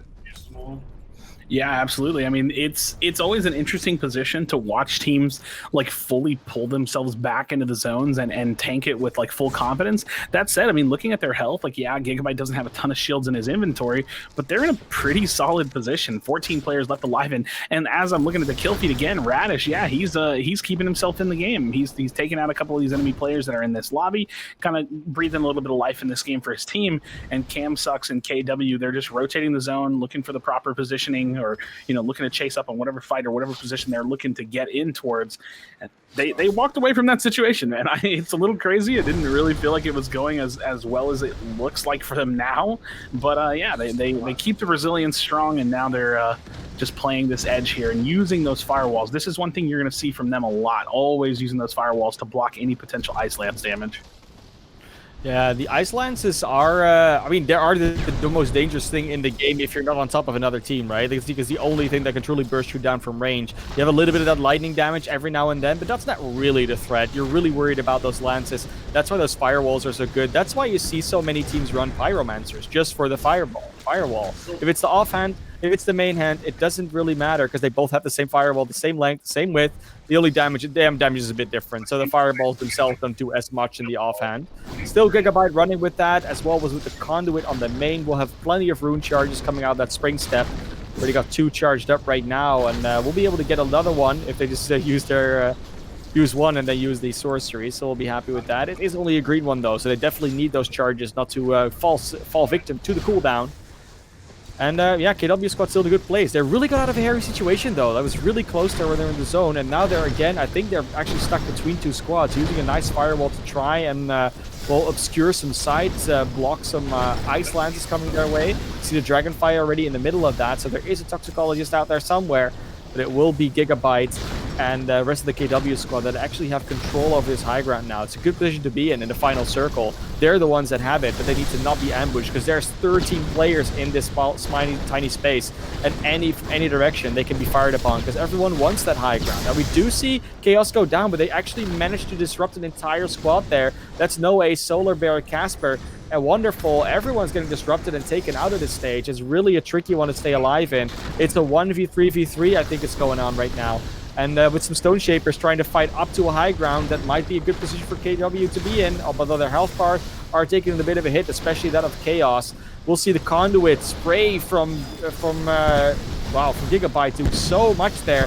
Will actually be able to maybe stay on this windmill. Yes, they still control this high ground. This is what high ground position control looks like. Take a note, blindside, because that's what you were not able to consistently get last time. They're going for the aggressive play. The resurrection has come out. It's a 3v2 to finish it off. They do actually take down one, going after the other. The conduit strikes are just bolting the enemy down, and Gigabyte is going to clean this up with the rest of their squad. KW takes the W.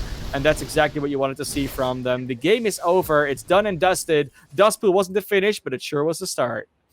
Yeah, absolutely. I mean, the ability to stay together, again, like it's that fight style where they stay together, they look for their positioning, they probably are doing a really good job at communicating and focus targeting their enemies, and then you're just constantly making note, like, oh, they're staying on the high ground, oh, they keep the windmill. Like, it's like they just keep that positioning, and then the best thing about it is, like, and everybody knows this, right? Like, Conduit scaling into endgame with the secondary strikes on the level 4 class skill with those extra strikes is like, oh, it's so much. Like, now here's the thing. Yeah, I know that this is true. I know that somewhere before the release of the game that lightning strikes only went up to like 3 strikes, but having 5 strikes of lightning strikes is pretty crazy. I'm not saying that it needs to get nerfed because I don't think that's like what's wrong with Conduit, but I do think that it's like interesting to see just how strong and how like dominant that kind of a scaling into late game gets, because Conduit's strong. It's already strong, but yeah, really good positioning from Gigabyte there. Always just kind of letting his teammates brawl out while he just stands and delivers, and then he's always filling his role really, really well, and they fight together really well. So pretty impressive. Yeah, totally. Like I'm so down for more teams being able to be so like not just collective, but like just collected. I think that's the word I'm looking for, right? Where it's so easy to sometimes just see that damage potential, to see that kills. Like, oh, if I jump in now and I get that slap, then we win. But you see KW just definitely holding that position, knowing exactly when they can make that move, when they know their health is good, when they know they have the numbers advantage, the positional advantage, where they can make that without wasting too much mana. Because sometimes you also got to wonder, is the engagement worth it in terms of mana cost? Because if I get too close and I've used up too much mana, I might get that first slap off, but then I have to recharge, and then I might be out, I might deplete it, and I got close to them, but that's not what I wanted. I wanted to kill them, and now they get to turn it around on me because I mismanaged my cooldowns. And it's such a basic thing that we barely talk about, but that mana cooldown management is so vital. It's something you don't even see anymore these days, that someone does it wrong, but it's so tricky to get right that that's a big threshold to cross if you're like a newer player to the game. Yeah, I mean, it's definitely like it is hard to make note of that too, right? Like, it's hard to say. I mean, I probably could, realistically, now that I think about it, I probably could say like, wow, really look at the usage of mana there, and like look at how and sometimes it's even like the tiniest of things where maybe they stop firing for a second, so that way they let their mana bar like naturally fill, as opposed to having to go through like the full, like regaining of mana animation, like the full like reload, for lack of a better term. It's even small things like that, or just making sure that like when they do burn that levitation and they get close to someone, they're not fully out and they're just like floating around for like a couple seconds. There's little things like that for sure that comes with like practice and comes with being like a better player. And it is one of those things. It's kind of like the small nuance differences between someone that's good at the game or like has a good understanding of the game and like someone that's really truly a top player. Yeah, honestly, it's a shame that we cannot see those mana bars in the spectator mode as well. Like, I see some out in chat. I'm gonna be honest, I didn't even know that. No, exactly. You don't notice it because that's how little we pay attention to it, right? Because you don't see it in the spectator mode, so it doesn't even come up as a thing to talk about. And it's right now really one of those situations where it's such a basic thing, like mana cooldown management. Cooldown management in any game really comes down to your spells, your sorceries, your movement, etc. That you would think it would be more of a discussion topic, but that's just why. Like, we can't actually imagine how the game would look like if we actually talked about mana cooldowns. Like, imagine that crash. Is another thing to pay attention to as a caster. Well, heck. In the meantime, though, thank you, T-Fal, for the raid. Got some extra viewers. So now you saw what T-Fal was doing on his stream. He was playing the game with the Scrim in the Element Spellbreak Discord. If you didn't know about it yet, now you do. And if you thought what Tifa can do, I can do better, well, you're welcome to try. Many have, but there's only one way to do it. Get into the Element Discord, play some Scrims, play some tournaments with them. Maybe you get to face off and beat Tifa in the near future. Yeah, sure. Also, we're jumping into the next game, by the way. Just letting you know, we're almost ready. Spectators about to go ahead and exile themselves, so we can have the spectators going on. I would love to tell everyone how we do this, because it's a really, really, really funny situation. Is how do we have to get the spectator going? But it's too much of an explanation, and at this point, I don't think anyone really cares anymore. But going into this next game, it's going to be super funny to see what these early fights are going to look like. We're going in it straight into the loading screen. And we're going to come out on Takeo Cookies TTV with Vasha and Delicious Wet Fish. That's interesting name. I don't know if think fish always wet. So like a double thing. Okay. I don't know. There's a word for that. It doesn't matter. We have a fight going on, Crashy. That's way more interesting. That's why we're here. See a Chrono Rune being used on T-Fal right now. Not sure what he was doing, because he just teleported back to the low ground and actually gets lightning struck by someone that actually predicted that. Tries to beam someone out of the sky with that conduit and will get Bastard Element out of it. Nice tracking from T-Fal. That's what you like to see. That's why their mechanics are good. That's why they have the viewers that they now gave to us. Thank you very much. And you can still see you play regardless if they stay on this channel. Radish gets disrupted too. That's only one player left on that squad. The boulders are falling, and T-Fal wants to finish that one up, and it might be either Zen or Kroza that gets that last hit on the enemy, because T-Fal needs to get a little bit of health as to not get disrupted themselves. Yeah, the last player left alive is going to be that of Electric Biscuit, and the buzz, 3 buzzes, 3 kills coming out from T-Fal. And hey, listen, man, I have to go back to a very, very important thing that we were talking about just a minute ago. Is a fish wet? But, it raises the question, is water wet? Something to think about. No, because we don't go there, because then we're going to start talking about the Matrix again, and we don't want that. Because what is wet, And no, don't go there. It's gonna be not hurting my brain this late. Because for everyone who doesn't know, I live in Europe, so for me it's now 3:30 a.m. Super fun. Don't worry about me though. This is my normal rhythm. I'm an esports person. I'm a degenerate. That's how that works. We're gonna see Tfal in squad takes out another one. Pinkerton 2002 goes down. Another player just about to follow. That is well, yeah. That's the rest of their squad. That's another squad exiled, and we're already 4 on Tfal's plate, and probably a few on their teammates. Looking really good for a good score if this was a scored scrim, and. Well, placement can really make it only better. We have some great names: GG Easy, TTV, YT, BTW, and Xbox Support V3. I love those names; those are so good. That said, man, we have the Marcus, aka Apostle team, going into a full-on fight here at the arena. No Bedrock. I'm telling you, I can't stand fighting on Stone Shaper without Bedrock. But that said, the Dark Breakers is no stranger to playing on the Stone Shaper class. Marcus, aka Apostle, getting very low, and that's GG Easy, TTV, YT, BTW going down at the hands of Dark Breakers, with Rusko getting into the face as well. Doomsday going to find that knock, but that's GG Easy, TTV, YT, BTW going down to Dark Breakers. Dark Breakers showing off here. Yeah, I feel like that's almost one of those players that we have normally going on in the community, and then they just made another account, got it to the right level, and just named it that because you see it everywhere. It's one of those situations. Meanwhile, we do see Cassie W001 also take themselves out of the game. That's a bit of a shame, but of course, can't blame them. Sometimes you see GG Easy, TTV, YT, BTW go down, and you think, yeah, this game is over. I could hope to compete with anyone who can take that name out of it. Too much content creation is too much power. Yeah, I gotta say, I'm a little bit disappointed that we see GG Easy, TTV, YTV, BTW go down so early, because I just very much so enjoy saying that. I really, really do. Oh, man. Yeah. Oh, goodness gracious. It's a good situation. I mean, I'm not. The thing is, now I gotta choose, right? Do I like this name more than Flaming Dragon? Oh, that's the question. Like, who do you take? And honestly, Wow. I will go for less of the cringe, because having all the content creation platforms into it, that's not doing it for me. I love the fact that you brought up Flaming Dragon at the same time that OSK puts it in the chat. That's too good. We always do it. I didn't even see it. I mean, I have chat open, but I wasn't actually even looking at it. I swear you literally said it as he typed it. Like, it was the perfect timing. I've never seen anything better than that in my life.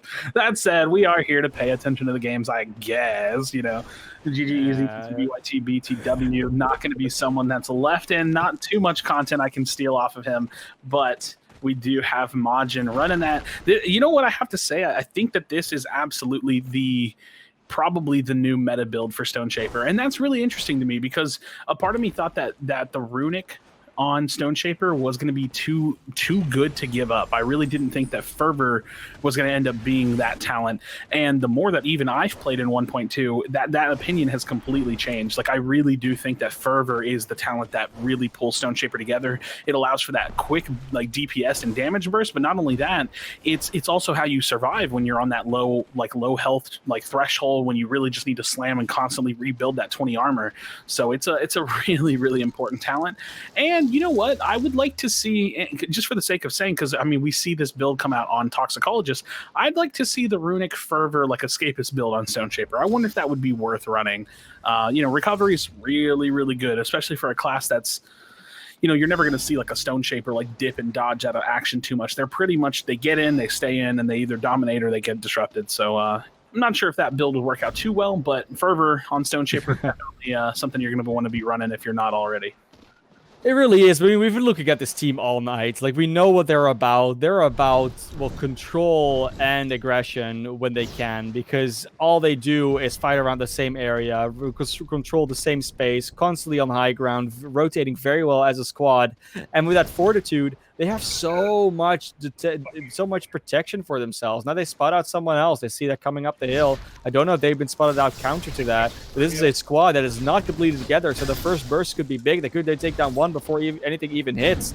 That is indeed Speary trying to look for that one player that went the other side of the mountain. It's a bit of an obstacle. You think, oh, high ground's a good thing? With these sheer cliffs, it is not as easy to just rotate around it, and you might sometimes be in trouble. As Speary already says, you know what, guys? Going this way, because this is going to be better. It's in the zone. We have a little bit of high ground. Don't have to worry about the sheer cliffs, just not messing up our movement. And we'll still have some cover to work with, too. So We'll go after these squads that are trying to get back into outside of the storm. You see Spiri already wants to go in aggressive. As that stone in the offhand, wind in the primary. A lot of movement, a lot of burst, and the fortitude to help him out with it. Yeah, and this is just such an interesting build to watch because, I mean, naturally you have to look at some of the ups and downsides to it, the pros and cons of running this build. You're getting some great resources in terms of combust for your fireballs. You're getting that potential energy damage that you can really use to poke at that long range. And he's running it on the Tempest because, you know, Tempest automatically gets a bit more value out of something like Spellslinger. But at the same time, it just adds so much to the build at the loss of, like, recklessness, or not recklessness, recovery. So very, very interesting build to run. I think there's a lot of macro, like to using this build, a lot of like quick APM to and accuracy that is required to play this build to its full effectiveness.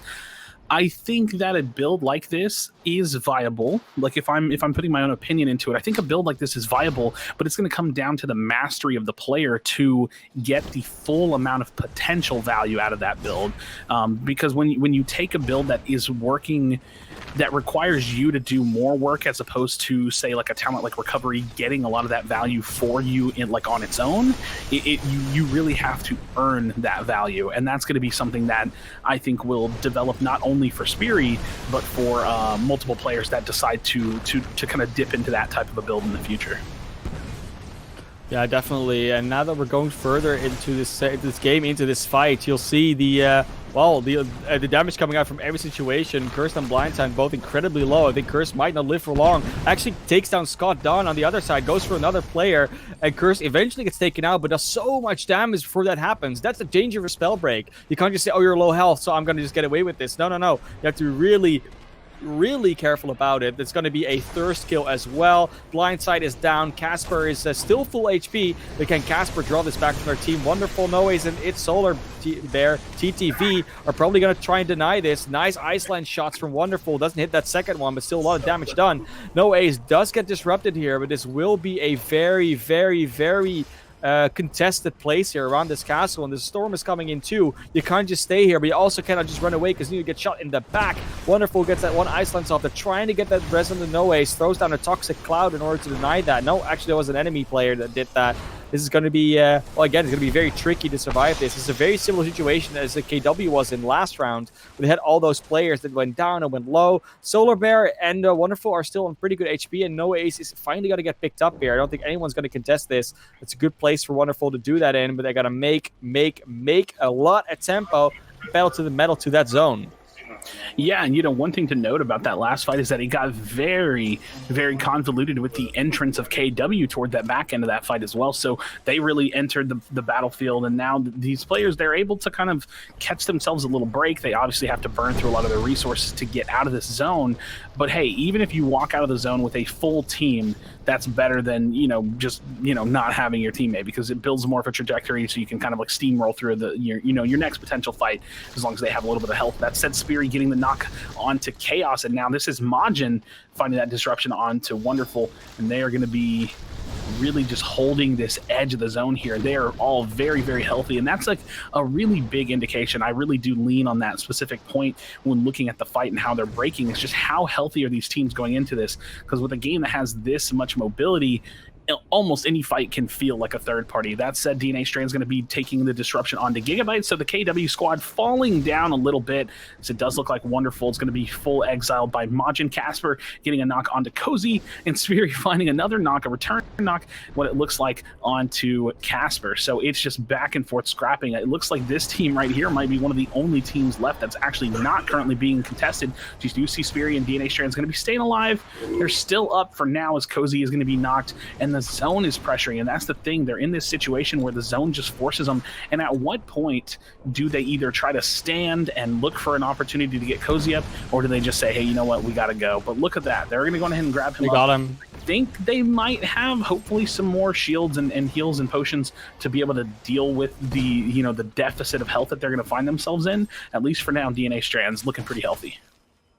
Yeah, it does get an Ice Lance in the face, though, and it immediately takes all that armor that they had away. You're going to have a medium pot, but that's not going to heal you up to full. That's half armor back up, and they're hiding behind this wall. At least they're now actually next to the zone. Next zone will force players to them instead of the other way around, and that might be favorable for them. The only trouble is there's still 19 players in this circle, Crashy. 19 players pre-last circle, so they'll be swarmed on with like honey is to bees. It's going to be not be fun for them to stay in that situation. Luckily for them, other squads are struggling just as much by fighting each other. As an example, SK Zebra down there. Now you see Wonderful completely exiled. Not an ability to get back into it. Solar Bear is going to heal back up. No ace. Nope. That's going to happen, Solar Bear. You're going to be in trouble too. An invisible player runs past them with that Shadow Step. And it's only Wonderful. Actually, it's only No Ace left. And No Ace is in a position to maybe do some damage. But I don't think they're going to be able to get Solar Bear back up with this zone, with its positioning. It's going to be super tricky to get back up on in it. Yeah, and look at that. He just takes a gigantic amount of burst. It was like 150 like damage there that came over towards him. And it looks like Speary finding a bunch of finishes there in that last little bit of that fight. Chaos still kind of kicking for at least a little bit. Majin as well. And it looks like Voosh and his squad are just trying to stay alive here, hanging out on the edge of the zone. He's going to find himself disrupted. The final zone, Mana Clash has 12 players left alive. T-Foul's going to be still in this one as well. So he's going to be finding that disruption onto the Darkbreakers, which means that, yes, Marcus, aka Apostle, still alive and well with Kuzi in this one, as they're going to be looking for this continuous fight. You do see Voosh just kind of hanging out, looking to watch a little bit of this fight, hoping and giving, relaying whatever kind of information he can. But again, this is that final zone, and just looking at the terrain, there's really not a lot of cover for a lot of these teams. Majin gets that finish on to Kuzi, or Cozy rather, and it's going to be the last player left alive of T-Foul's team. It's going to be Zen hanging in there for a little bit longer, but ultimately that looks like this might be getting closer and closer to the end of the game. You got Marcus, aka Apostle, the last one standing with what looks like a sliver of HP left, and this is Voosh and his team. They've been able to keep themselves mostly healthy as Marcus is trying to find some kind of a win condition, a 1v3, to see if he can make it happen. Not exactly sure where he is going to be coming outside of that outbreak, looking to find a little bit of damage if he can, but you have to imagine that he's running out of resources in terms of rune charges, that cloud, and he might not be, I was going to say he might go for some kind of a res, but ultimately I think he was just starved out of his mobility. So that's going to be Voosh and their squad taking away the win. Unfortunately, Marcus and the boys are not going to be able to stick it out for the full win. But hey, man, again, another second place finish. You're seeing some of that consistency come out from some of these top tier teams. And that was just a very, very stacked game. Lots of players toward the end there. And but we keep seeing it. There's so many players towards those last zones. I can't remember the last time we've had, less than at least 15 players or something in those last circles. It is insane how close these get. And it really starts to wonder, because we've seen very different results, especially in squad streams, whether it's us doing practice, whether it's looking at the fusion qualifiers, whether it's looking at the scrims.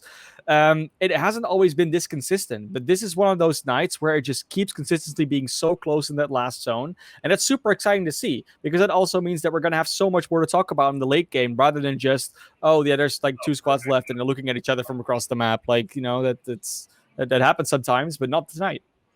Yeah, and I'm actually looking through the different player channels now, because hey, when you win a scrim and maybe you're not like a super consistent team, like that's got to feel good. So I do want to give a little bit of notice to like Voosh and Setsuna Senpai. Yeah. I'm not sure who the third is, because I think he's up in the top channel, like looking for getting ready for the queue, and I didn't have like a lot of time to commit their full roster to my memory. But huge shout out to them. I want to make sure, like I said, show them a little bit of love here on the broadcast, because yeah, they are playing against some really good teams, and I think a couple of those players were console players. They're coming out here looking to compete, and yeah, I think that they're on the track, right? Like they're working the field. They're walking the walk is what I was looking for. They're walking the walk. They're showing up to the scrims. Then they make their way on the broadcast, and hey, they found themselves one of the 8 wins of tonight. So really good job there. Definitely. I also see PB Minx in the chat saying that it's PC only.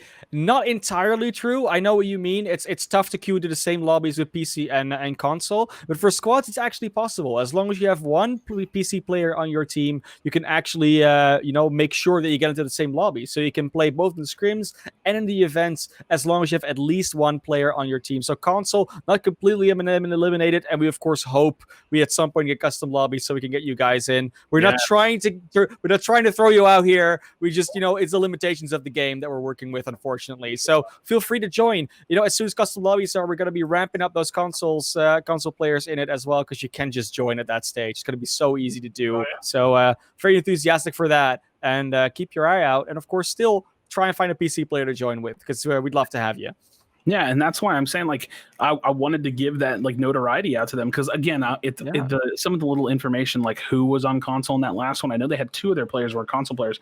I miss out on some of that just in my memory, but huge shout out to them. I mean, they came out. They're like I said, they're walking the walk. They're going through the practice. They find themselves a win on the night. There's not a lot of controller players in the scene that I know of that are competing. So huge shout out to, like, players like Chaos. I think Gigamite's mostly on mouse and keyboard these days. I will have to double check with him. But there's some opportunity to be the competitive console player, right? Like the competitive console player. So if you're on console, make sure you're making the connections and getting into this thing. You know what I mean? Like, get into the ecosystem. Get yourselves into these scrims and get to practicing, because that's awesome, man. That's really good to see. Yeah, it is. It's really tricky, and I mean, it's the same thing as we talk about regions. We talk about ping. See some people asking, why not South America? I know it is tricky with the ping. Everyone's allowed to join. Like, if you live in Korea, you live in China. If you live in Russia, if you live in South America, anywhere you live, you're allowed to join. Like, we're not going to bar you from doing it. Just the tricky part is, are you going to be able to play like remotely properly if you have very high ping? For South America, that's obviously a problem. Even for sometimes for some European players that have to play on NA East, it happens. We usually switch between Europe and NA East in events, at least. So we do half. And at some point, if we get enough players, might actually be able to split up the region. So it's all up to you guys. If you don't join, we can't split it up because we won't have enough players for it. Sorry. Yes. Yeah, it's that simple, right? Yeah, I mean, a bigger player base, more players means that we can also split up the regions more.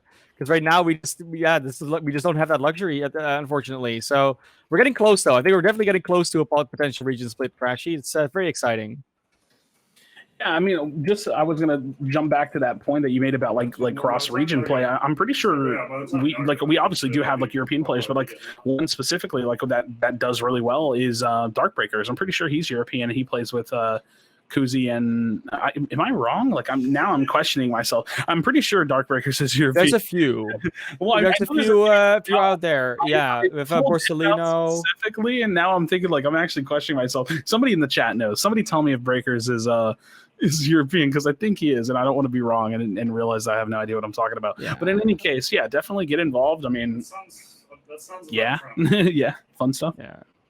It's gonna all be good. Like, honestly, that's the thing, right? It's like the cross region play is just becoming a thing, and at some point, internet might evolve so far that we don't even have that issue anymore of ping and having to worry about that. So it'll be great. But we're getting into the next game, Crash. He's getting to the pointy end of the night, so we're not having that many more to go. If I'm not mistaken, this is game 7 coming out at you, and that means that only one more game. It's actually game 8. It's already the last game. Oh, no. It crept up on us pretty fast. Oh, wow. Well, that means after this release, we have the giveaway, so that's something to look forward to. But we're going to first jump into Game 8 with Delicious Wet Fish, Vusha, and Takeyo. I can't read it as a small thing. It's annoying. It's so small because the name is so long. But yeah, we might be able to talk... Takoyaki Cookies, something like that. Yeah, definitely. It's amazing. It's an amazing name. It's a long name. And Delicious Wet Fish is going to be heading up that squad. But here you see it already. 2 console players. We're showing it to you right here. They got into the Scrim lobby because they have that one PC player with the Epic Games emblem next to it. That's exactly how that works. So, fortunately, no console trios, but it will come at some point. Delicious Wet Fish and crew. Both early games they've been shown, and GG Easy, TTV, YTW, BTW is already eliminated, unfortunately, so we won't be seeing them come back into this game, into the Scrim night. It will be, I would say a content creator list, but at least there's quite a few gone now. Darn you, GG Easy, TTV, YTBTW. I don't understand why you just don't stay alive a little bit longer. That said, all right. Actually going down early, the disruption coming out from No Ace. That's going to be a pretty big one that will inevitably affect the overall outcome of this one as we jump over to Blindside. And just like we're jumping over somewhere else, looking at that, Speary is down. Cozy going to be the last one left alive. DNA Strand's not going to be able to stay in there with it as well. No Ace and Solar Bear, they're going to wipe that team off of the middle of the map. They're going to claim this area for themselves, and that Ooh. will be one less stronger team in the game for them to have to deal with. And I mean, so that's the theory now, right? Like, do they know that that's the static drop spot for that squad, and did they jump there on purpose to say, well, then we deal with you early, so we don't have to deal with you later? Because that is definitely a theory. Like, look, this is exactly the spot where they always land, and if you take that challenge, this is what that leads to. Where you don't have that unspoken agreement, and then you say, well, we're just coming in your territory, and we just mess you up.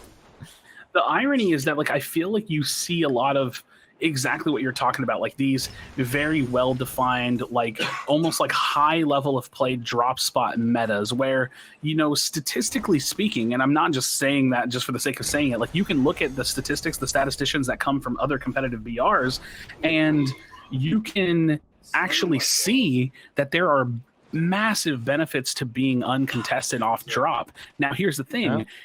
The difference between a different competitive BR or a BR like Spellbreak is that, and we talked about it a little bit earlier here on the stream, is that you actually see this game be one of the few BRs that is very fight heavy, like naturally. Like you're going to see way more fights, way more teams willing to fight, people that are looking for damage, looking for exile points in the formats than you would see in a different battle royale. So this battle royale, there might be more of a case to be made about trying to eliminate teams right off drop. So I do think that we're going to see that start to develop more and more throughout the history or throughout the future of Spellbreak competitive, where it turns into a situation of maybe their entire strategy is dropping on a team and then playing it from there.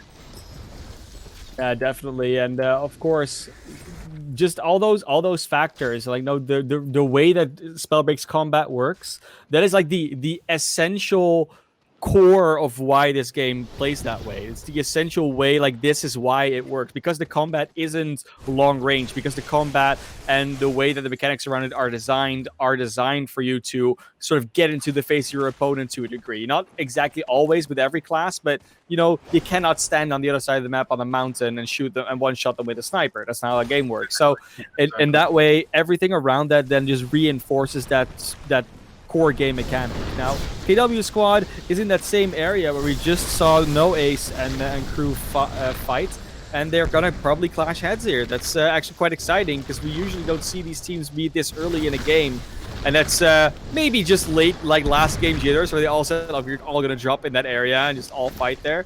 And Zone is even supporting it a little bit. It's gonna be a slight outside the zone heal up here for Camsucks, to be able to continue fighting, because Chaos is already down, so they need to be a little bit careful, not let Chaos be disrupted, and they will at least watch the Thirst. Thirst not coming out just yet. The Dragonfire is, but that will just cover the retreat a little bit more, and they're just going to choose to fight in the Storm. They're going to engage because they know they have the numbers advantage, and Chaos body is being protected very well by this squad, making sure they cannot get that res off, and that's of course what you want. Don't get that numbers advantage. They can heal up, and you might be in trouble. Nice Shockwave coming out there. Sorry, Lightning Strike, supposed to call that, because the Shockwaves are what they do on the ground with the Stone Gauntlets, so technically both are happening. Player 23, or Camsucks, is under a lot of pressure here, though. Losing a lot of health. The recovery did kick in, but is now trying to just stay away from this enemy team, using the Spring Steps, using the Lightning Strikes. That's a nice one, but gets shocked themselves, too. Cannot hit the Boulder Fall on their enemy. They're trying to get into a more safer spot so they can maybe get some shield pots up, but it's not happening. Majin just not able to stay alive here. Actually, take a... Camsucks, sorry.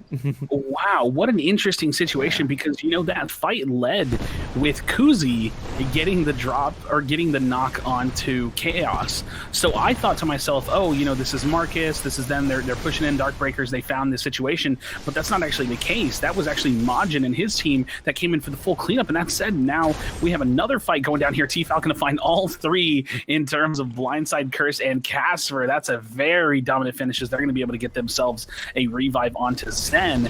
But another thing to note is that in the kill feed, Marcus actually gets taken down to Munchie, so a lot of collision going around the map at the exact same time. That's going to be the Darkbreakers, Marcus and Kuzi, all going to go down at the hands out here in this storm. This storm fight has still been going on the whole time since we first originally started calling it on the back of KW, so they're going to be going ahead and pick up their teammate, but this has been a very long and drawn out storm fight since the beginning. Yeah, it really feels like again, these are a few of the bigger squads that we talk about, the bigger names, the ones that we see in later circles, that we see in scrims a lot, that we just know are good players, and you can just kind of tell that I wouldn't say they decided to all drop there, but there has definitely been some conversation going on. I think we look back at the chat, we might see them seem like, oh yeah, let's just all drop there because it's gonna be funny. And now that the circle is actually coming out relatively northern, maybe to a little bit to the east, there's still some dust pool in it. It's going to be interesting to see where it's going to end up. Towards the east, Ruby Grove is what you're thinking. But yeah, oh, nope. It's going to actually still stay near the mountains more than that. And even still in this small dust pool-esque area. Yeah, absolutely. We don't see a lot of zones finish near here, I feel like, or at least I don't. I can't recall a ton of zones finishing up here near here. But look at this, man. One other thing to know, just something I barely noticed is like the scrolls on T-Foul are so good. He's very knowledgeable. Sometimes you feel like you catch a game where you just get all the scrolls read up and it's really nice. Other times it feels like you really are moving yourself into mid to late game with like a few per person. So they've been able to get themselves some pretty good loot going on, maybe some good RNG or a Finder's Keepers, most likely not. But that's not the point. We got Wonderful and his team looking to disengage from this fight. They're getting maybe chased a little bit, or they're just putting some space between them and their enemies.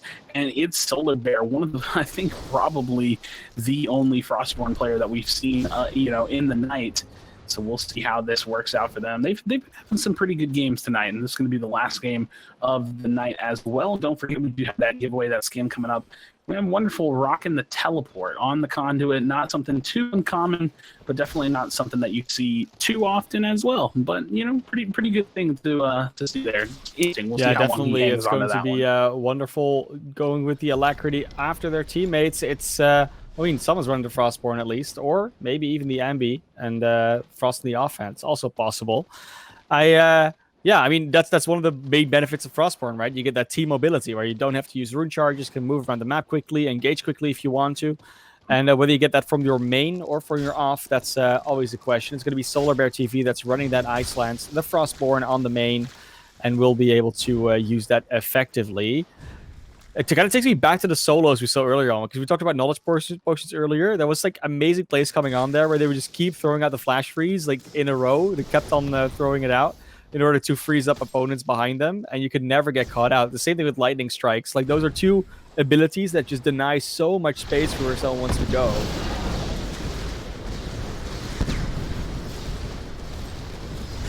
Yeah, such a quick reaction on that fireball there to pop that toxic cloud, but a lot of damage coming over on the side of Wonderful and his squad, as this is a full-on engagement here. I'm very curious to see what this team may be. The double teleport coming up for Wonderful. Unfortunately, that's great for him, but not so much for his teammates, as he's not going to be able to support them too much. That kind of lightning EMP cloud in the past is going to be finding disruption, no ace. So now they're seeing if they can find a situation where they can slow it down. This is going to be T-Fall and his team on that full pursuit. Darkbreaker is going to go down at the hands of Majin. So I actually didn't notice this earlier. I guess Breakers got away from that fight because, I called that he was actually down. Either that, it's just been a pretty slow kill feed, but I don't think that's the case. So they actually get no ace up, which is kind of wild, but some damage is right above them, some damage right across from them. This is a very tough position. It's still, once again, it's a fairly small circle, but it looks like the numbers have thinned a little bit more than we've been seeing earlier tonight. 18 breakers, that means about 6 squads, potentially in the zone. Wonderful gets a nice lightning strike on them. We'll be able to get away from it. A lightning strike back. Both players shocked, and actually teleports behind them to try and go for that quick execute. It has to teleport back away again. Oh, the teleport bug hits. Can't actually get the first bomb, but at least doesn't get punished for it. No Ace and Solar Bear TV are trying to follow up on Wonderful, trying to get that positioning too, because that enemy team has actually rotated away from where they were before and up onto No Ace and Solar Bear is able to take down the execution. So the rest does come out here. They do have to rotate into that circle now. Yeah, absolutely. They do have to find themselves in as well as this team, hopefully trying to find some kind of a better situation for themselves. Majin getting full-on engaged. The Dragonfire pop is going to come out from Takeo Cookies. He's going to get that disruption out. Electric Biscuit looking to pursue after Wonderful and his team, the last squad that we were just on board with, and Munch is the last member standing. We'll see if he's just going to storm pick up Majin. Hopefully they can kind of squeal away and walk away from this situation. Unfortunately, Zebra is going to be down. He is not alive any longer. But look at this. It's Radish, Electric Biscuit, and Bastion full health. probably, I'm always curious to see what the overall like exile count is when you find a team that like has made it this deep. Have they been pushing fights? It is something that they they're just trying to get themselves to an end game so they can practice a little bit more of end game. They're playing a little bit more conservatively. It's a very interesting situation. In any case, a lot of fights still going down on that T-fall kind of like pickup group. Zen and Croza find a couple of disruptions for themselves. T-fall's probably this is going to be still a close finish. I mean, we started with 18 before this last circle started closing, and we still have 14 left. That's 2 versus 3 versus 3 versus 3 versus 3, right? That's how that works. I can't even say it quickly enough with my weird accent that I've got accustomed to because I'm not a native. Oh, it's going to be so beautiful here. What a nice high ground position, middle in the zone, in the last zone. They're going to be able to control that tower all day long. And now we're going to see again, can this team control that high ground effectively? Can they stick on that positioning and are able to hold on with that? And it already looks like they're going to do a pretty good job of that. A lot of players going at least disrupted in this circle. No exiles there. There they are the first one. Takioki, Cookies, Foosh, and Delicious Wet Fish will not make it to that final 2-3 squads who just get eliminated before that. Bastion LMAO, they're chasing that down. The alacrities, the flash freezes, the fireballs, everything is hitting in such close quarters. You can barely keep up with what they're actually shooting at. And then there's a squad just chilling on the sideline, shooting in damage from the high ground too. Mushes finds the hard edge of that one. Bastion LMAO does get disrupted too by them though, so it's not as one-sided as you might think. And now this is the high ground positioning coming out from Radish and from Electric Biscuit, but Electric Biscuit does go down. It is just Radish on that squad left. One versus, there's actually a player that has already been exiled. So it's a 2v3v3 with 2 players being down on this squad. They might get the res on Bastion here. I don't think anyone knows that they're around here, so Bastion's going to get rezzed up. Electric Biscuit still spotted out. Reddish does take a little bit of a toxic cloud there in the face, but is able to invis away from that one with a Vanishing Mist to be able to try and take another pot, but they've been spotted in this hallway. Use the flash freeze to make sure that no one gets close to them. Beautifully played from Radish so far. This positioning is outstanding. The rotations are so good. They're still able to keep their armor up, but eventually they're going to get taken down. They're eventually going to get spotted out. Bastion LMAO, though, also able to heal up, so they might actually be able to go for this res onto Electric Biscuit, or at least foam around the body to make sure that whoever is denying that get denied by them. And it's the 3v3 now. Yes, they're missing one, but they could still actually keep this back. What a nice reaction for that lightning strike. Crashy, this is going into the last fight. The mid-air fireballs. It's all coming down to this. What a nice fire. Oh, Dragon Fire to finish it off. Wow. The only team of the night that catches themselves 2 wins. That was really impressive, I gotta say. Bastion and his squad, they're coming together. They're kind of like, so I don't want to say dark horses. It's not like I don't think these players are good, but they really come out very quickly, and they're building their squad together, and they're improving pretty quickly over time. And man, Radish, he had that one quick like outbreak slap on top of Munches at the top of that tower, catches him out really quickly. And one thing to note was Bastion actually he had to have found some kind of little pocket. He got fully healed up after being red.